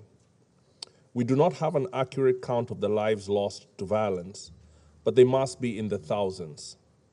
We have no figure for the instances of rape and other forms of sexual violence against girls and women, but it is certain that the number is high and rising. We know that the overwhelming majority of refugees who have fled Ukraine are girls and women, and we also know that each one of them, in their own special way, has had their life shattered by this war. We know that such forced human movement and family separations increase the potentials for sexual abuse, exploitation, and human trafficking. We must commend all the individuals and institutions and governments that are helping in every possible way. We especially thank those UN organizations such as UN Women, OCHA, UNICEF, UNHCR, UNFPA, and other agencies for their reports that highlight the key areas of concern for Ukrainian women and girls. More than that, we thank them for the actions they're taking to help women and girls fleeing and trying to survive this war. We also applaud today the brave women of Ukraine who are fighting for peace and for their country. We recognize with admiration the women who are leading in government and civil society in pushing us all to a peaceful resolution of the war. Mr. President, in the last year, our delegation has been in the Security Council. We have spoken regularly about women, peace, and security. Most often, it has been to applaud the role of women as peace builders and to urge their participation in decision-making at all levels. Today, I urge that we let the full weight of the suffering of women in Ukraine to settle in our minds. Perhaps then we will have the will as the Security Council and the international community to attain a ceasefire, and the boldness of vision to undertake a diplomatic dialogue that can provide lasting security in Europe and globally. The victims that I'm speaking about are fleeing bombs and bullets overwhelmingly fired by young men on the orders of their older male superiors. These men are themselves dying in large numbers, and in doing so, their mothers and sisters and daughters are mourning them. On either side of the violence of this war are women, the ones who are suffering the effects of the war in Ukraine, and the mothers of the soldiers in the Russian Federation who must wait in agony, wondering if their sons will return home or have been involved in attacks on civilians. No one knows a greater agony than the grieving mother of a fallen soldier or the grieving mother of a soldier who has returned home from a campaign that featured atrocity. Mothers are on either side of the war. They are suffering the dangers and atrocities being carried out on their children and by their children. It is therefore exceedingly inappropriate that in the public reporting of the negotiations for a ceasefire, we see few women and mothers at the table. We urge all relevant actors in the ongoing negotiations and those that follow to ensure the inclusion of women as participants and decision makers. The same should be the case for all the institutions and operations that are responding to this war. We call for humanitarian corridors to be established and protected. We urge that the humanitarian actors make certain that their operations have the ability to aid women and girls, particularly those who are survivors of rape and other forms of gender-based violence. If the war continues much longer, it will harm the food and energy security of many millions around the world. It will destroy livelihoods, increase poverty, and cause economic crisis. For a global community barely starting its recovery from the COVID-19 pandemic, the war in Ukraine is a damaging blow. The result will be early deaths, political instability, and the escalation of other conflicts. The humanitarian and developmental response to that suffering must leave no country or region behind. In this regard, Kenya continues to urge the Secretary General to rally the United Nations, the major economies, and international financial institutions to design instruments that offer the most vulnerable countries, particularly in the Global South, needed support. Mr. President, I finish by once again reaffirming Kenya's lasting support for the sovereignty, territorial integrity, and political independence of Ukraine. I thank you. I thank the Ambassador for Kenya's statement. I shall now make a statement in my capacity as the representative of the United Kingdom. May I begin, first of all, in joining others in thanking the insightful and expert and deeply thoughtful contributions of our briefers. My thanks go to Sima Bahouse from UN Women, to Mr. Manuel Fontaine from UNICEF, and of course, Ms. Kateryna Cherepakha, who gave us a direct insight of the situation on the ground in Ukraine. And in doing so, it reminds me that the Geneva Conventions contain numerous provisions that afford special protections to women and girls as civilians in conflict zones. Yet, what we see today with our own eyes, and as today's detailed briefings testify, is harrowing evidence of how women and girls are suffering. Mr. Putin's invading forces are absolutely oblivious to even the most basic tenet of the Geneva Conventions, the distinction, the absolutely essential distinction between civilians and combatants. Today, sadly, we've once again heard Russia trying to deflect from the facts, the reality on the ground, muddy the waters by what can only be described as quite extraordinary statements and even lies. Yet what is true, what is fact, is that Russian attacks on civilians and residential areas have been truly barbaric.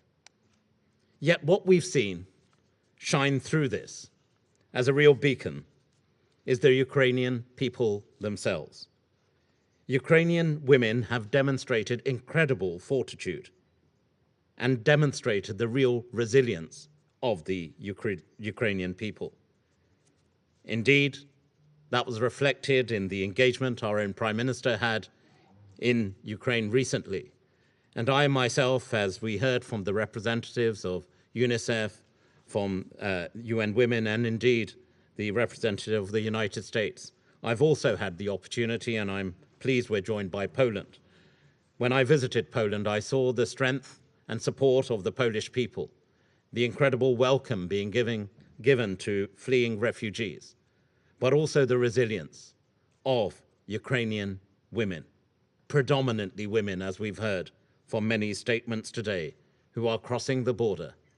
They're being forced to cross the border because they want to protect their children who accompany them. We've also met and seen female members of parliament who have resorted, because they can't sit as parliamentary members, to take up firearms, to defend themselves, to defend their people. We've seen incredible courage from civic leaders refusing to leave their communities, to the countless and absolutely incredible untold stories of heroism across Ukraine, as women have stood up to Russian forces, many armed with little more than patriotism, their own sense of courage and resilience, and a fair sense of injustice. Emerging reports paint a deeply disturbing picture, including alleged rapes and sexual violence within Ukraine's borders. The violence and exploitation does not end there. Beyond the borders, displaced Ukrainian women and girls, as we've heard again today, face heightened risks of trafficking, a point made by UNICEF, and also sexual exploitation by criminal gangs. The mounting evidence of war crimes in Ukraine compels us surely, as the international community, to come together to stand and do more and stand with Ukraine and stand with those who have faced such unspeakable violence. The vote recently to suspend the Russian Federation from the Human Rights Council was proof of our collective will to do just that. We must now work ceaselessly to investigate these crimes and to hold Mr. Putin, Russia, and the forces of Russia to account. And that is why the United Kingdom has worked closely with partners to refer this illegal invasion to the International Criminal Court, to establish a commission of inquiry through the Human Rights Council, and to establish an OSCE mission of experts. Ukraine's women, like many women around the world as they continue to do today, help build that open, democratic, free Ukraine, a society that for some reason Mr. Putin fears. And Ukrainian women's participation at all levels, as we heard today from colleagues from Ireland and Kenya, amongst others, will be central if we are to build a sustainable and lasting peace. And any peace settlement must also reflect the disproportionate impact of this conflict, this war, on the girls and women of Ukraine. In conclusion, today's UN Security Council discussion and meeting is a rallying call to us all, the international community, to recognize the impact of this illegal war, the impact of this illegal war on the very basis and foundations of international law, on the very basis and attack on the very foundations on which this institution, the United Nations, is based, the actual charter of the United Nations itself. And it is an illegal war on the women and children of Ukraine. And ultimately, we must come together and act together to hold Russia to account for these crimes. I now resume my function as President of the Council. Before we go to the countries who are not part of this Council, I've had a request from the representative of Albania, who's asked to take the floor to make a further statement. Mr. Ambassador. Thank you, Mr. President. I listened carefully to the Russian colleague, and I'd just like to highlight three short aspects. First, we do not come here to make propaganda. We all know where the propaganda comes from these days, and it is not certainly from here. Second, what we say here is fact-checked and corroborated. Facts and truth are not for discussion, even when we do not like them. Third, if we are here to talk about these issues, painful ones, it is because of Russia's actions, including this aggression. Continue to claim that there is no war of aggression in Ukraine is equal to continue to claim that the world is flat. We know there are people who believe it, but that doesn't make it true. And finally, the only true threshold here is the appalling degree of unspeakable crimes we are discovering in Ukraine, unseen in Europe since decades. And I thank you, Mr. President. Thank you, Mr. Ambassador. I now move to other contributions, and I now give the floor to the representative of Ukraine. Mr. Ambassador. Thank you, Mr. President. Distinguished members of the Security Council, Madam Executive Director Sima Bahouz, Mr. Manuel Fontaine from UNICEF, Ms. Kateryna Cherepakha from Ukraine, Strada. I also recognize a representative of Putin's regime in the permanent seat of the Soviet Union. Although a more appropriate seat for Russia government's representatives seems to be at a trial for war crimes committed in Ukraine, since today's lies from Putin's representative predictably contain everything but the kitchen sink. As one says these days here in New York, we know Russians lie because their lips are moving. There is nothing to write home about, as the Russian comrade hasn't even shown himself out of the chamber after that embarrassment of an intervention.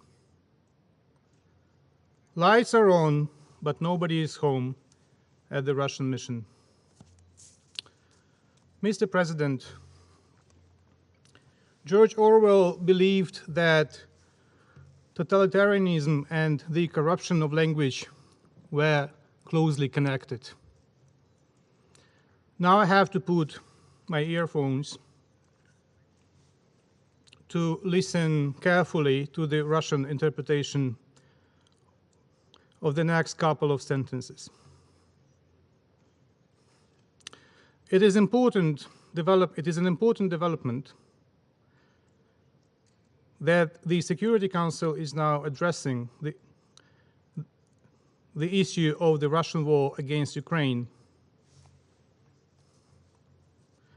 under a new agenda item,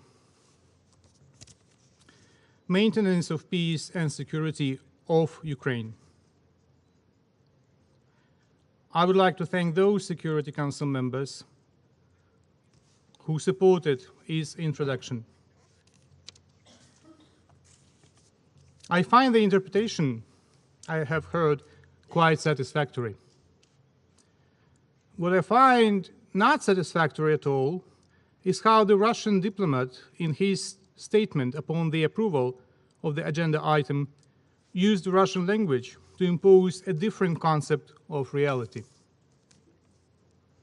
The agenda item, as approved, reads as follows, once again: maintenance of peace and security of Ukraine. It is neither on Ukraine, na Ukraine, as the Russian diplomat purposefully manipulated, nor any other linguistic fantasies of the Russian mission.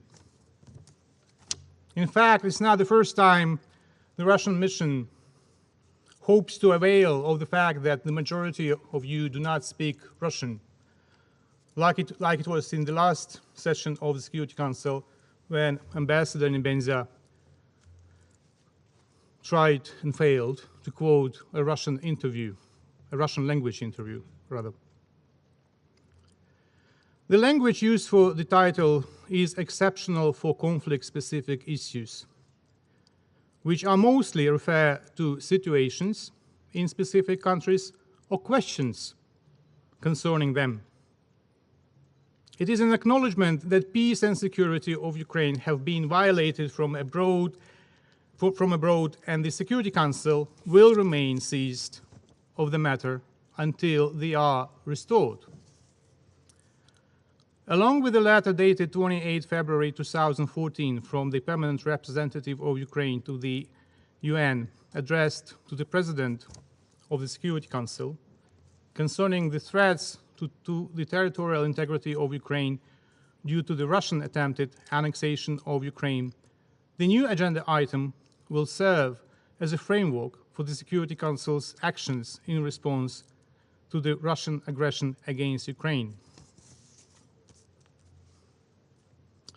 We may defeat militarily Russia in Ukraine sooner than we may deoccupy Crimea. That is why I hope, and I'm sure, that the Russian proposal to remove the letter of 2014, that is basically about Crimea, will not be supported by the necessary number of the Security Council members. Mr. President, on the 24th March, an overwhelming majority of the UN member states adopted the General Assembly resolution Humanitarian Consequences of the Aggression against Ukraine. They particularly demanded in that resolution that civilians, including humanitarian personnel, journalists, and persons in vulnerable situations, including women and children, be fully protected. Russia voted against, thus openly showing it considers civilians, including women and children, to be a possible target.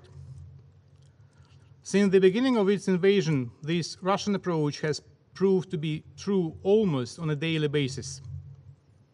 Just last week, in the presence of the President of Ukraine, the Security Council addressed the massacre committed by the Russian troops in the city of Bucha and other towns and villages of Kyiv region during the period of occupation in March. Over the past week, a number of foreign officials, UN representatives, and foreign journalists have attended the crime scenes. Shock and outrage were the main responses of those who saw those killed and tortured, who listened to those raped and robbed. The investigation had just started, but the futility of Russia's shameless attempt to decline responsibility is clear to everyone. Unfortunately, Russia persists in adding newer and newer items to the list of its war crimes and crimes against humanity in Ukraine. On April 8, Russian missiles hit the Kramatorsk railway station, where almost 4,000 civilians, mostly elderly, women and children, were waiting for evacuation trains from the war zone. More than 50 people, including 5 children, were killed. More than 100 were wounded, many of them severely. I will not develop the false theory of Russia that Russia does not possess .U, including because Russia deployed many .Us in the territory of Belarus. It speaks volumes that Russian attempts to conceal the traces following the strike were similar to those Russia had resorted to after shooting down the MH17 flight in 2014. Initial triumphant reports by Russian propaganda, this time about hitting a concentration of Ukrainian troops in the Kramatorsk railway station, were deleted immediately after the information on the real outcomes of the strike appeared. Instead, the regular fake narrative on Ukrainians killing themselves was again activated. It will neither persuade others nor help Russia to escape responsibility. The world's trust in Russia and its diplomats is as dead as a doornail.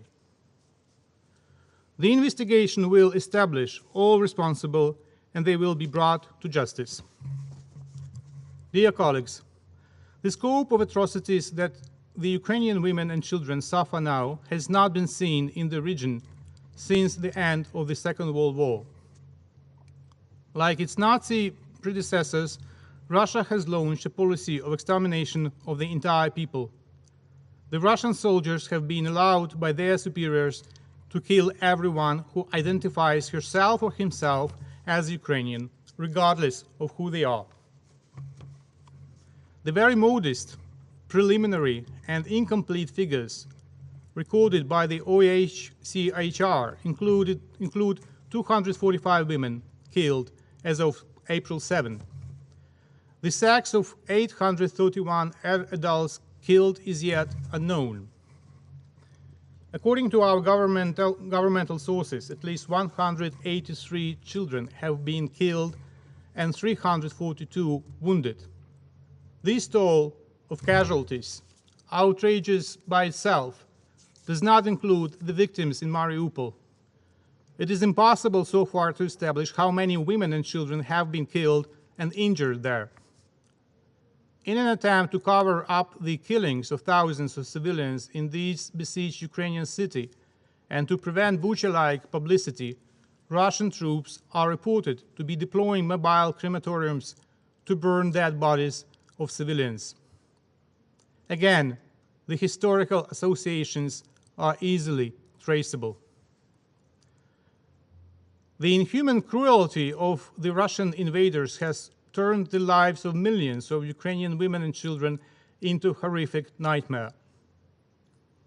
Fleeing from Russian liberators, more than 4.3 million refugees have left Ukraine. 6.5 million people have become internally displaced persons. The overwhelming majority of them are women and children.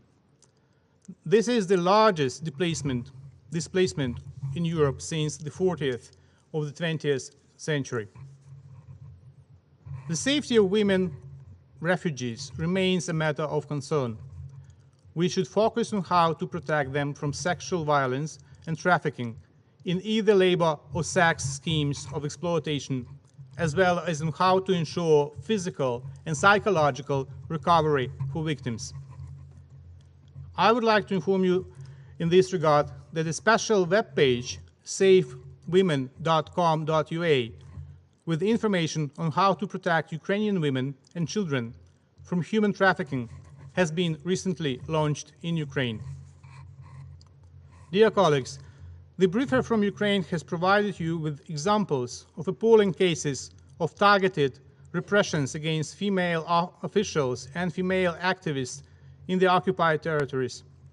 The execution of Ms. Olha Sukhenko, the head of the village of Matizhin, Kyiv region, along with her husband and son, is just one of these examples.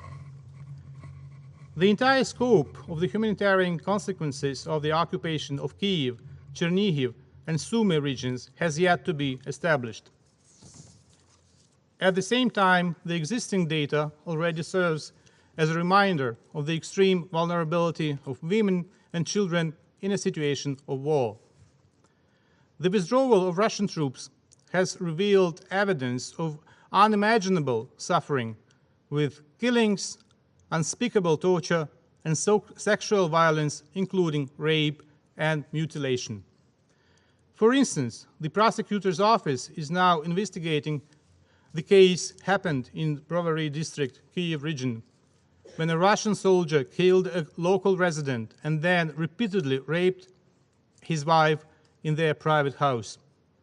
The suspect's identity has been established. The Prosecutor General's Office of Ukraine, in cooperation with pretrial investigation agencies and healthcare facilities, is now launching a special mechanism of documentation of cases of sexual violence by Russian soldiers against Ukrainian women. Prosecutors and investigators are also closely cooperating with human rights defenders and NGOs that provide the women affected with medical and psychological support. I would like to reiterate the message delivered by my President to the Security Council a week ago. We are ready for cooperation with international institutions to ensure full and transparent investigation. It is also important that the UN bodies, including UN Women and UNICEF, address these issues and ensure full-fledged monitoring of the situation with women and children in the situation of the war of Russia against Ukraine. I would also like to draw the attention of the Security Council to the fact that the invaders have already taken more than 121,000 children out of Ukraine. Moreover, Russia is reported to have drafted a bill to simplify and accelerate the procedure for the adoption of abducted Ukrainian children, both orphans and those who have parents and other relatives. Most of these children were abducted from Mariupol to Donetsk and Russian city of Taganrog. These actions flagrantly violate Article 7 of the UN Convention on the Rights of the Child and Article 49 of the Fourth Geneva Convention.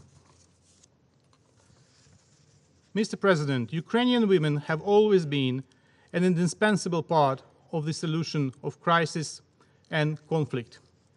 The unprovoked and unjustified war waged by Russia has highlighted this role in government, business, and civil society. Since 2014, Ukraine's women have been increasingly engaged in the Women, Peace and Security agenda, guided by UN Security Council Resolution 1325, and Ukraine's commitment to a gender equality policy. Ukraine was the first of the world's countries to adopt a national action plan for WPS 1325 under wartime conditions, and Ukraine has now adopted a second national action plan until 2025. Ukraine's female activists have been active in promoting initiatives aimed at supporting the Ukrainian army, strengthening public awareness and preparedness to war-related emergencies. The Ukrainian government and local communities have been working together. The Ministry of Social Policy and the Government Commissioner on Gender Equality Policy have established a network of advisors in all Ukrainian regions to ensure a gender-sensitive response to all situations, including emergencies such as these. Ukraine's women are proactive on all levels of community action: community local governance, local humanitarian responses. Many high government positions are held by women, and they are promoting full accountability for the war crimes being committed now.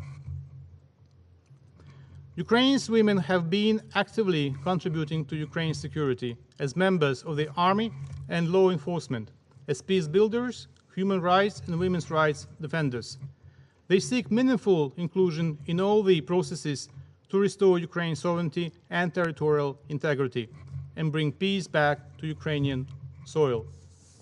Mr. President, let me conclude with another letter that was made public in Ukraine several days ago. A 9-year-old boy is writing to his mother on the occasion of the Women's Day. I quote, "Mama, this letter is my gift to you on the Women's Day of the 8th of March. Thank you for the best 9 years of my life. Many thanks for my childhood. You are the best mama in the world. I will never forget you. I wish you good luck in the heavens. I wish you to get to paradise. I will try to behave well to get to paradise too. Kiss you, your Tola." This was a 9-year-old boy from the town of Hostomel, Kiev region, and his mother was killed by Russian soldiers when they tried to escape from the occupied town by car. The boy stayed in the vehicle until local residents were able to rescue him and take him to a shelter. Such letters should not have to be written. If they are, it means that something has gone terribly wrong, including here at the United Nations. It would mean its mechanism of maintaining international peace and security aren't working properly and should be fixed. But could they be fixed while Russia is allowed to use the rights of a permanent member? If we are not able to stop the Kremlin, more and more children will become orphans. More and more mothers will lose their children. Today in Ukraine, tomorrow somewhere else. The Kremlin must be stopped for the sake of future generations, to save them from the scourge of war in Ukraine and throughout the world, as the UN Charter envisages. And I thank you.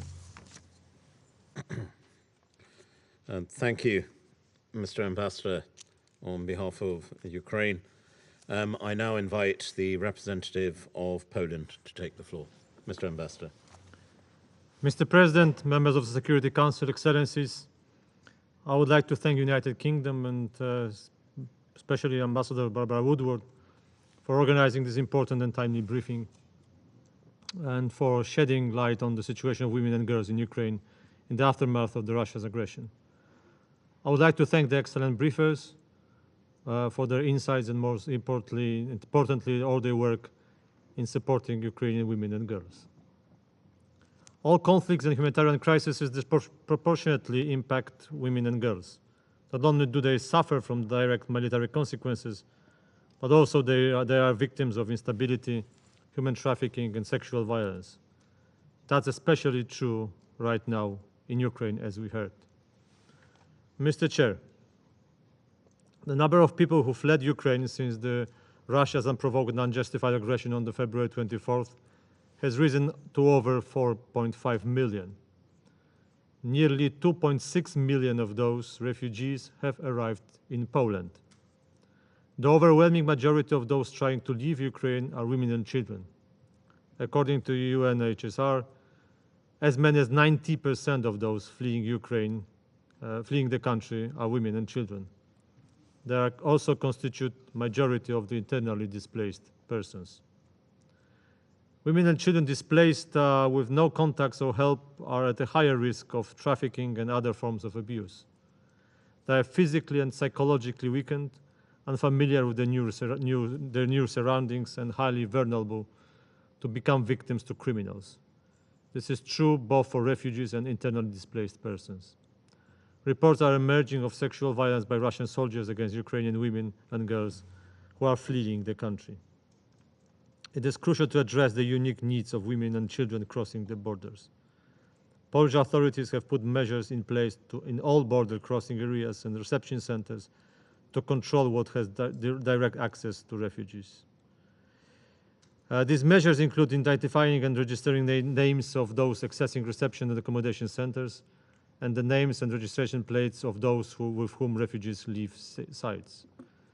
There are also information materials for people from Ukraine crossing the Polish-Ukrainian border. Leaflets are available in Ukrainian, Polish, and English, both in paper and electronic format.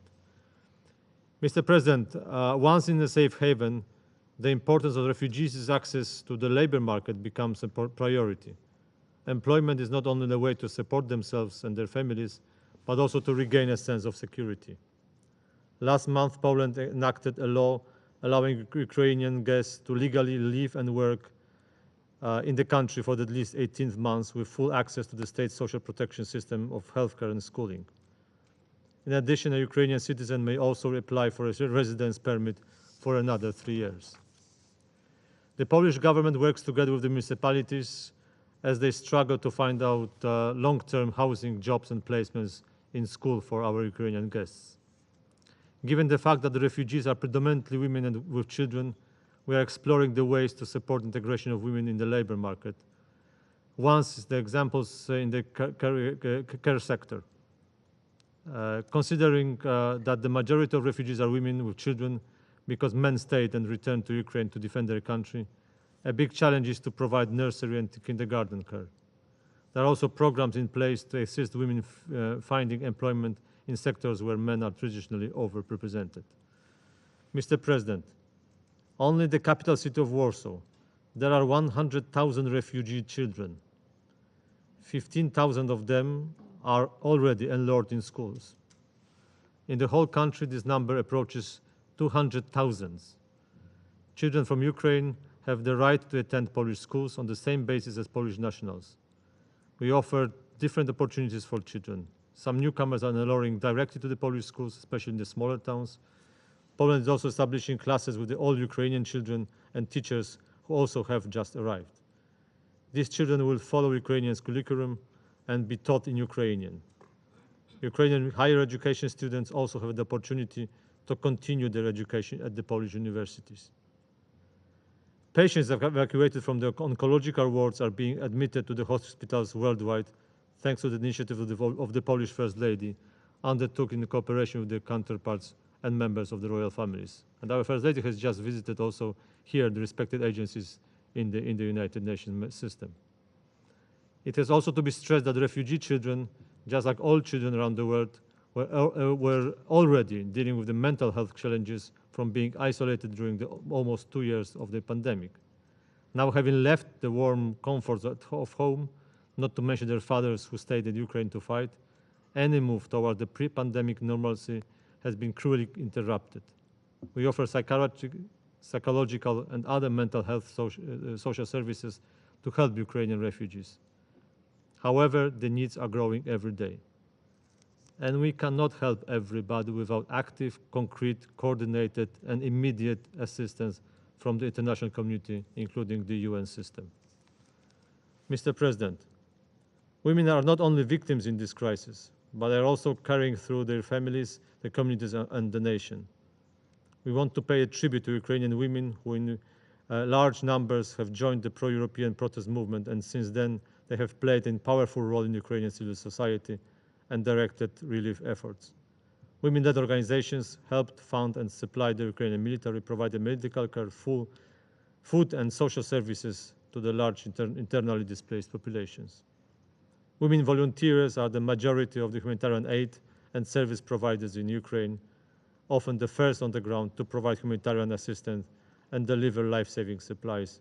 I pay tribute to the organization like Strada-Ukraine that we just heard. Ukrainian women represented in their government are playing a key role in developing policies that will be crucial in mitigating the effects of the war in the aftermath of the conflict.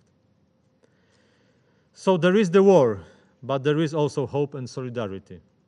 In many cases, hope and solidarity have faces of women. Let them prevail. And I thank you. Thank you, Mr. Ambassador, on behalf of the statement from Poland. We're now going to hear from Romania, I believe, next.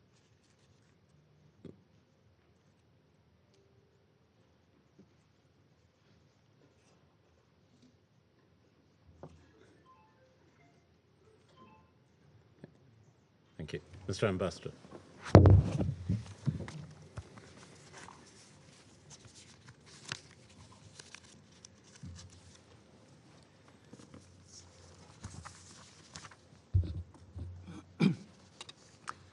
Mr. President, Romania welcomes the initiative to hold a meeting dedicated to women's participation to the peace and security of Ukraine. I would first like to thank the briefers for their insightful contributions. At the outset, let me reiterate Romania's strong condemnation of the completely unjustified and unprovoked military attack of the Russian Federation against Ukraine, as well as the reported atrocities committed by the Russian armed forces in a number of occupied Ukrainian towns, now liberated. Romania reiterates its strong support for Ukraine's independence, sovereignty, and territorial integrity within its internationally recognized borders, and remains committed to assisting Ukraine and the Ukrainian people. February 24th, 2022, will remain one of the darkest days in history after the end of the Second World War. This aggression has sparked massive displacement, forcing over 11 million people to flee their homes. Every day, we are witnessing women and children, older persons, and persons with disabilities fleeing their houses, their hometowns, their country, seeking help in neighboring countries. Every day, we hear incredible and tragic life stories, women and children fleeing to save their lives, leaving behind their fathers, husbands, and sons. As we closely monitor the devastation and immense suffering, the international community must also maintain its focus on the continued reports of horrific violations and abuses of human rights. The military actions of the Russian Federation disproportionately affect the most vulnerable.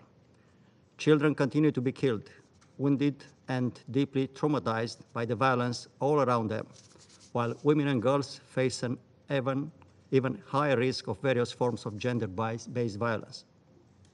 Ukrainian women and children crossing international borders are more exposed to the risk of human trafficking, including online. Mr. President, Romania has been in the front line as one of the largest receiving countries for Ukrainians fleeing the terror since the beginning of the war. Alongside its allies and partners, Romania is trying to find the best solutions to help the population in need, be it on the territory of Ukraine or as refugees on Romania's territory. We also support the Republic of Moldova, which is facing a massive influx of Ukrainian refugees. The humanitarian response set up by the government of Romania was structured in two stages. The emergency response to the humanitarian crisis, covering the urgent needs at border crossing points, humanitarian transports, and the transport of refugees to temporary accommodation places, and the structural stage of developing protection mechanisms. As we approach the second phase of the intervention, the government has set up 6 working groups that have the role to design inclusion and protection policy measures in the following areas: health, education, labor, housing, vulnerable persons, children, and youth. Each working group develops sectorial action plans in collaboration with experts from the corresponding ministries UN agencies, and representatives of the civil society. The response to all this human suffering has been swift and all-encompassing. We have seen national NGOs, international NGOs, UN institutions, but also simple Romanians from all across the country offering help, be it in food supplies, transportation, and accommodation in their own homes. Between February 10 and April 10, more than 700,000 Ukrainian citizens entered Romania. 80,000 are currently in our country. At the same time, between February 10 and today, almost 4,400 Ukrainian citizens applied for asylum in Romania. These citizens benefit from all rights provided by the Romanian legislation. Throughout the proceedings, asylum seekers can benefit from accommodation in the centers of the General Inspectorate for Immigration, if they so wish, as well as measures of material, financial, medical assistance, specialized psychological and legal counseling, access to the labor market, and cultural adaptation activities. Complementary, the asylum seekers can also benefit from the support of international and non-governmental organizations. Ukrainian citizens receive free medical care and appropriate treatment for emergencies through the National Emergency Medical Care System. Regarding children, I would like to underline that all Ukrainian children on the territory of Romania, including those who do not apply for a form of protection as provided by the law on asylum, have the right to receive education in Romanian schools in the same conditions as Romanian people. They have the right to receive free accommodation in boarding schools, food allowance, school supplies, footwear, clothing, and textbooks. Their health is examined in medical school offices, and if they have not received a vaccine, they can access the national vaccination scheme from the national program of the Ministry of Health. I would also like to mention that with the support of UNICEF and in partnership with the relevant Romanian institutions, as well as with local NGOs, Blue Dot centers have been set in place in several border crossing points to provide psychological and legal support and counsel to families and to unaccompanied minors arriving in Romania. Separated families are also helped to reunite. Mr. President, conflicts disproportionately harm women and girls. We are seeking this every day in the eyes of women and children that cross our border, fleeing Ukraine because of the Russian military aggression. We do our best to help them overcome these difficult times and to preserve their dignity. We stand up for our values. We stand united for those who are suffering. I thank you, Mr. President. Thank you, Mr. Ambassador, for Romania's statement. We will now hear from the representative of Germany.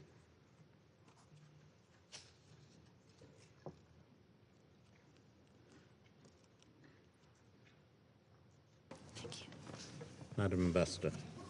Thank you, Mr. President.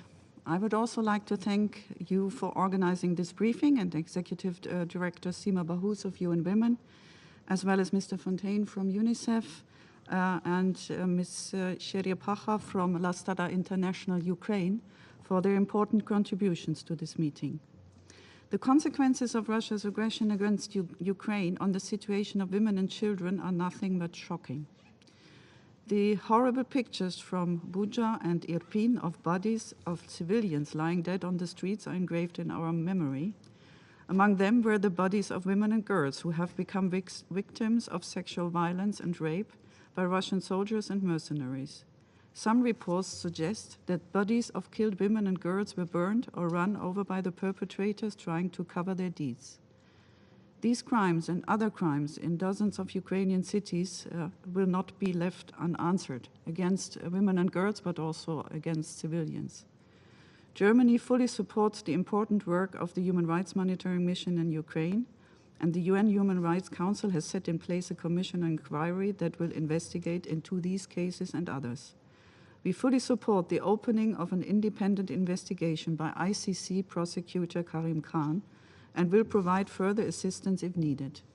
Germany will actively contribute to ensuring that perpetrators are brought to justice, and it is important that all accountability mechanisms take into account the gender dimension of the Russian aggression against Ukraine. Like in other conflicts, this war is impacting women and men differently, and it is often those that are already marginalized and face intersecting forms of discrimination who suffer most. We therefore have to ensure that women participate fully, equally, and meaningfully in decisions regarding humanitarian assistance, the refugee situation, as well as peace-building, reconstruction, recovery, and possible post-conflict scenarios, and that all measures are gender-responsive. Russia's aggression has caused one of the worst refugee crises since the Second World War in Europe, and as the vast majority of those fleeing Ukraine are women and children, they are at risk of falling victim to criminal activity, as has been said by many briefers. It is crucial to protect women and children to the best extent possible, and in this regard we commend in particular the work of UNHCR and UNICEF. The disruption of education is a deeply aggravating factor, endangering the well-being of children who often arrive exhausted, traumatized, and malnourished in countries of destination. More than half of Ukraine's children have been displaced due to the war, and additionally more than 750 schools in Ukraine have been damaged since the beginning of the conflict, denying thousands of children access to education. We commend UNICEF's efforts to provide children of families fleeing the violence with education kits and to help repair damaged schools and kindergartens. And we also support the important work of UN Women, Peace and Humanitarian Fund in Ukraine and in Moldova that has been explained by Sima Bahous. To conclude, Germany reiterates its full solidarity with Ukraine, including its sovereignty, territorial integrity, and political independence, and we renew our urgent call on President Putin to stop this war immediately, to end the indescribable human suffering, and to withdraw the Russian troops from Ukrainian territory fully and unconditionally. I thank you, Mr. President. Thank you, Madam Ambassador. And with that, there are no more names inscribed on the list of speakers, and this meeting is now adjourned.